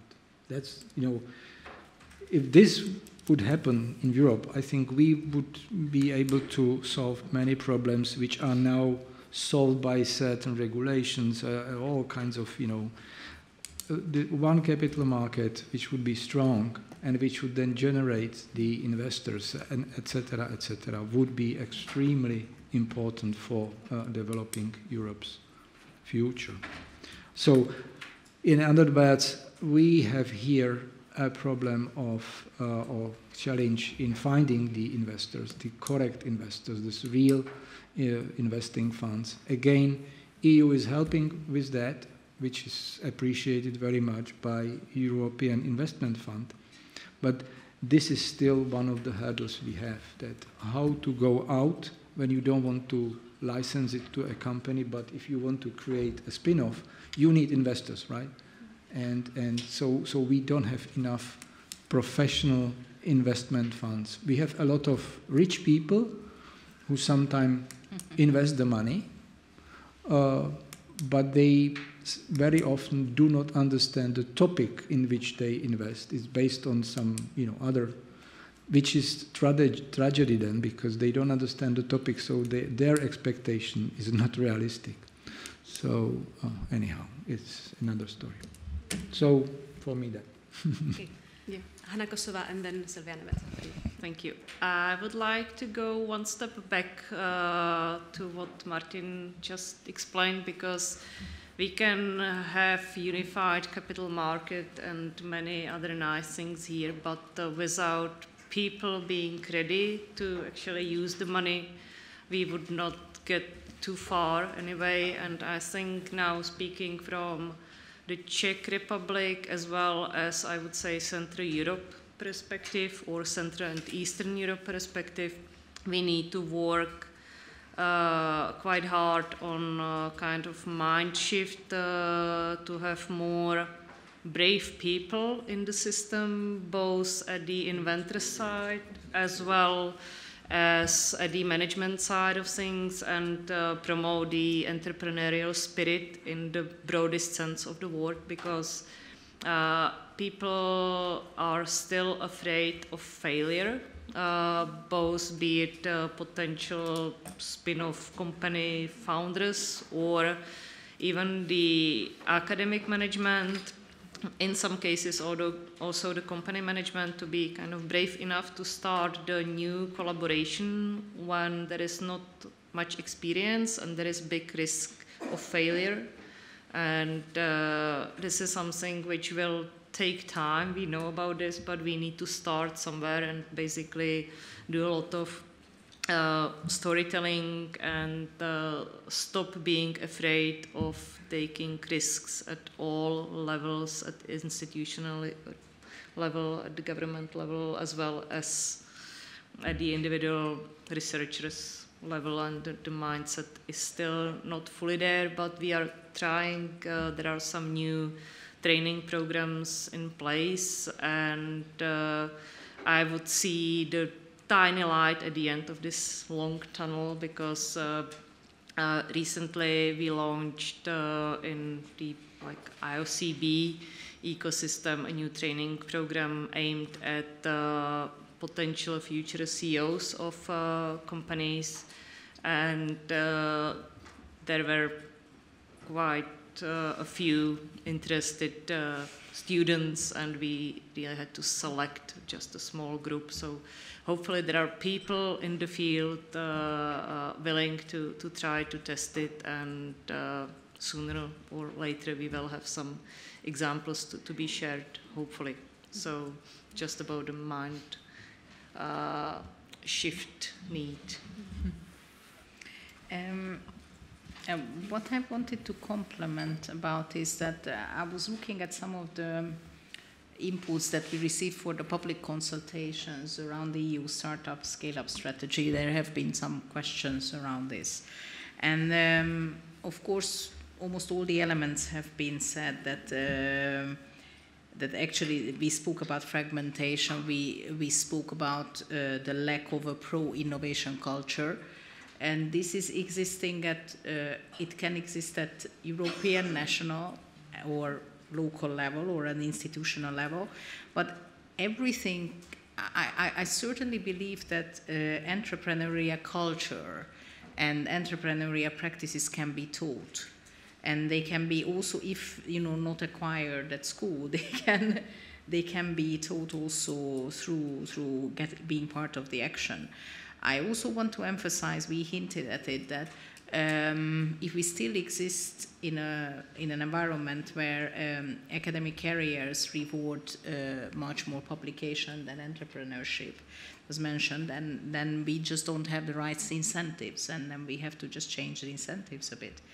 Another thing that came up, of course, very strongly was that smaller companies, and I mentioned this in my introductory speech, relatively the costs of failure or the cost of investing into any practice for a smaller company is much bigger. So what does it mean from the policymaker point of view? It means that smaller companies need more attention and they need more specific guidance. I would also like to mention that this fact is also recognized in this new research and technology infrastructures related public consultation that is going to be available for the Charter of Access, but also for the fact that it is recognized that the access to research and technology infrastructures for smaller companies needs to be accompanied through specific measures. So maybe this is something that we need to look into in the future. And we are looking ahead into the European Innovation Act. I mentioned it already. So there is going to be some regulatory environment that is more innovation friendly.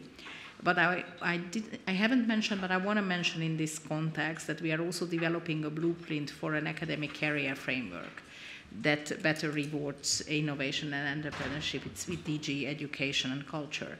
And I think it is again, I would like to emphasize that I don't mention these initiatives just for the sake of mentioning them, but it's because they are there for everyone to provide inputs to this, and to make sure that then maybe if we get the European framework right, then that can be a good benchmark to follow if we get it right.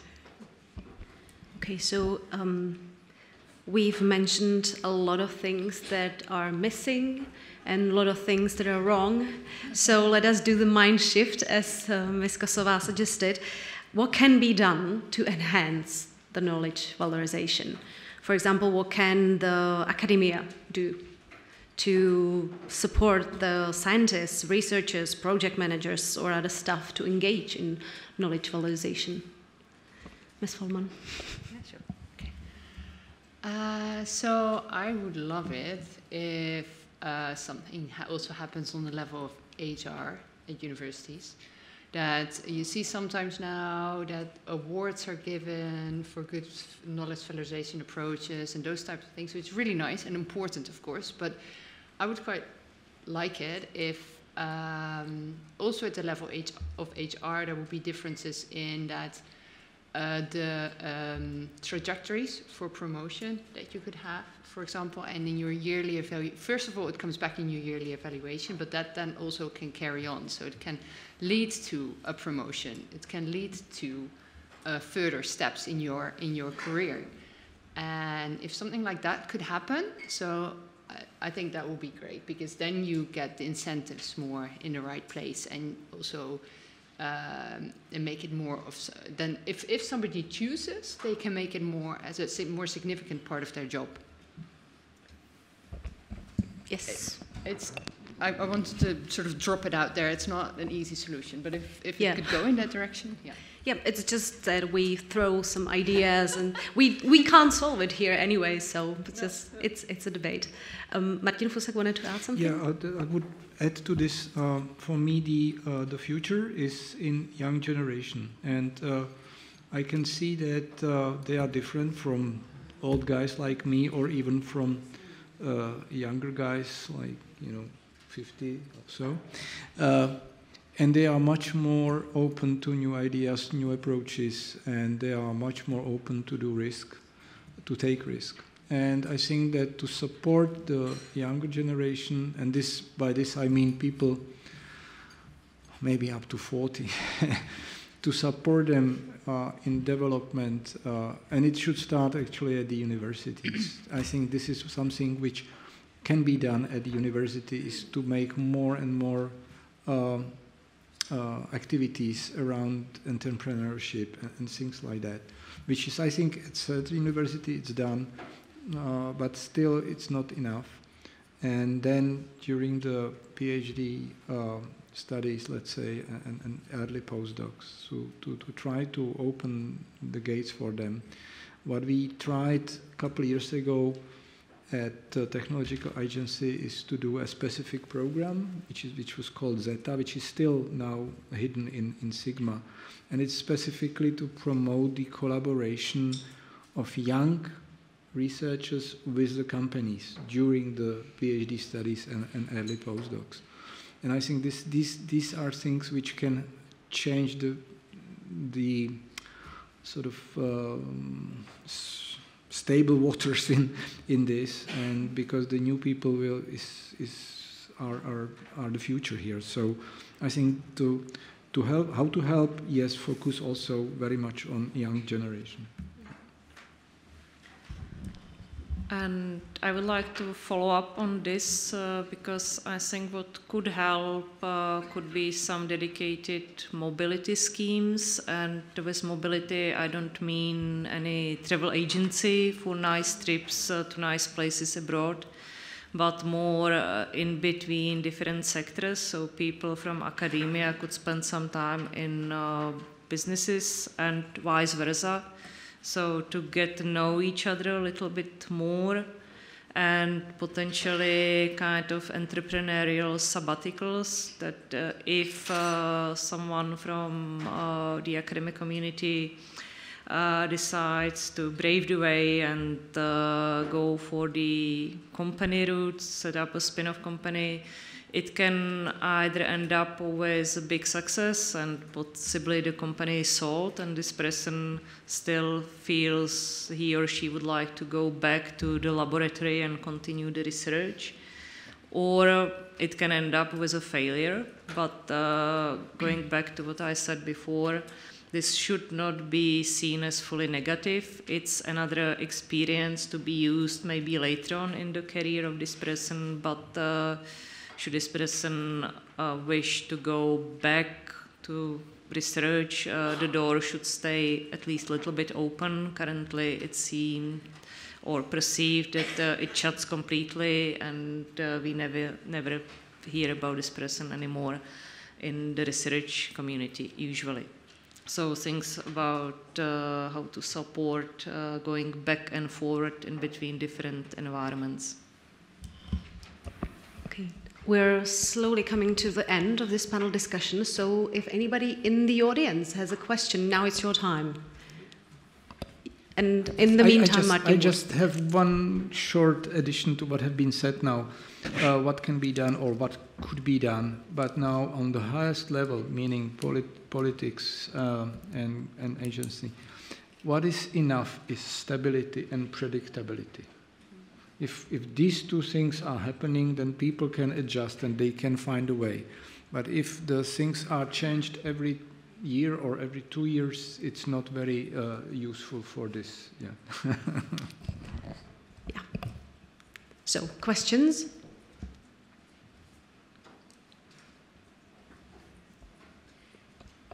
Yes. Okay. I don't have a question, but what I think is would be very interesting to develop a kind of landscape analysis on is the incentives that are there for an academic to go out and become an entrepreneur. I mean, we spoke a lot about this, and Hannah started to mention the other way around when people go back. Like, what is the level of flexibility that is there, and what are the incentives to go back and bring that entrepreneurial knowledge not only as a kind of, how shall I say it, as a one-off lecturer. And I think we will, if we did this, we would find some surprises, because what happens is that it's sometimes very difficult to do it one way, but then to go around and do this kind of zigzagging, that is not happening very often.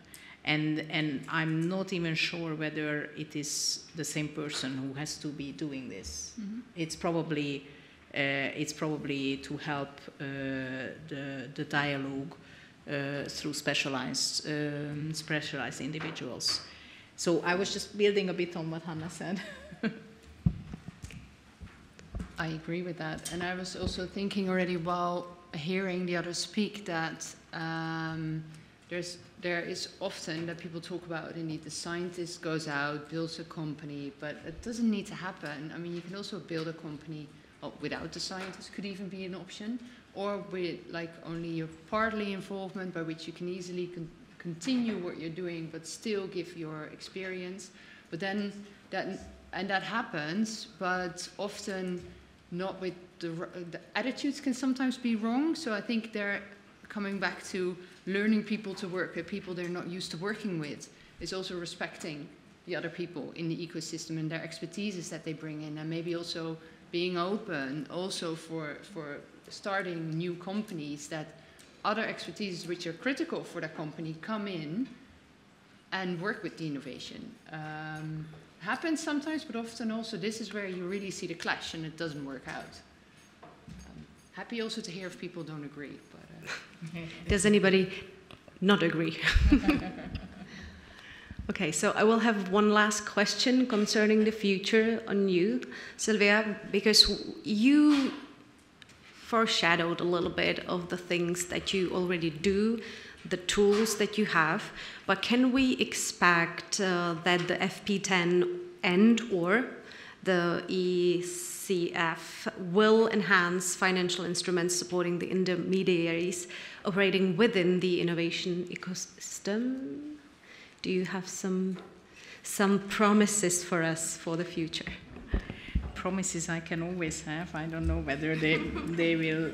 I mean, I would like to speak more about the realities that we see. I mean, in the morning we saw how FP10 will look like, and we saw this European Competitiveness Fund. I mean, I'm not going to hide from you that the changes that are happening at the level of the European budget is a landslide. We all have to adapt to this and find the different ways. Of course, it is also an opportunity. I mean, what I'm very happy about is that, of course, and I mentioned this already, that knowledge valorization is a specific objective in the next framework program as well. And I think many of the things that we worked for, like advisory services and business support, they are all planned.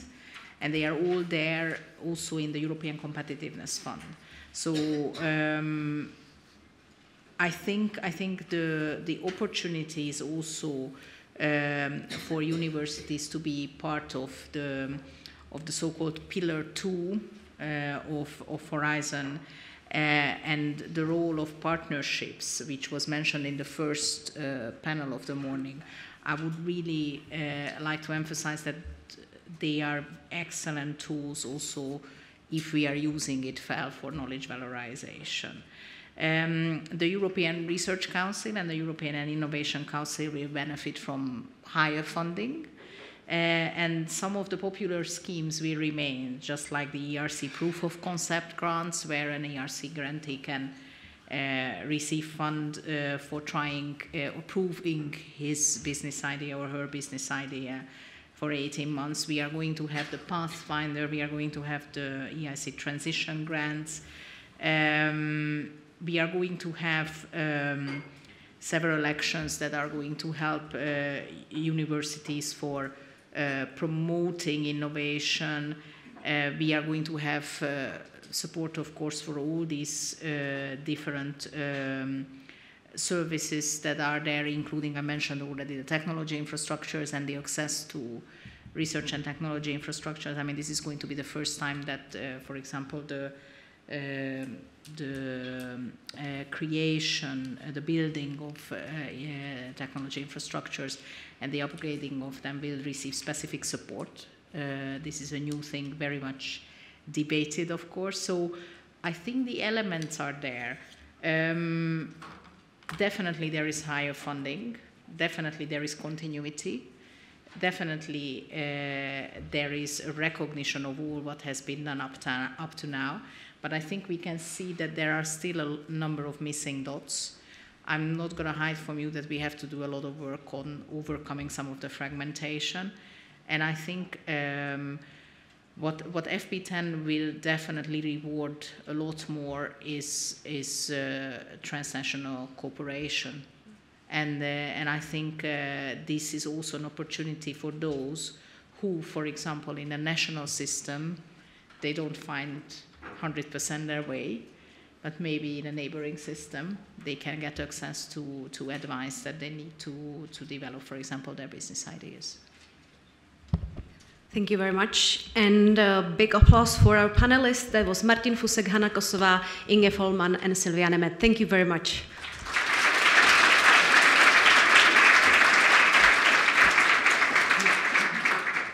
Ladies and gentlemen, we have reached today's conference program, the end of it. Thank you for your attention. Thank you for your questions. You don't have to leave immediately at all. On the contrary, we encourage you to meet other panelists, enjoy your time here, take some advantage of the mutual talks, exchanging ideas, and so on. We would like to ask you for a feedback, so you can see the QR code on the screens. We would love to hear from you, so don't forget to give us that feedback. Thank you very much. And thank you very much for coming, and hopefully see you the latest the next year. Bye.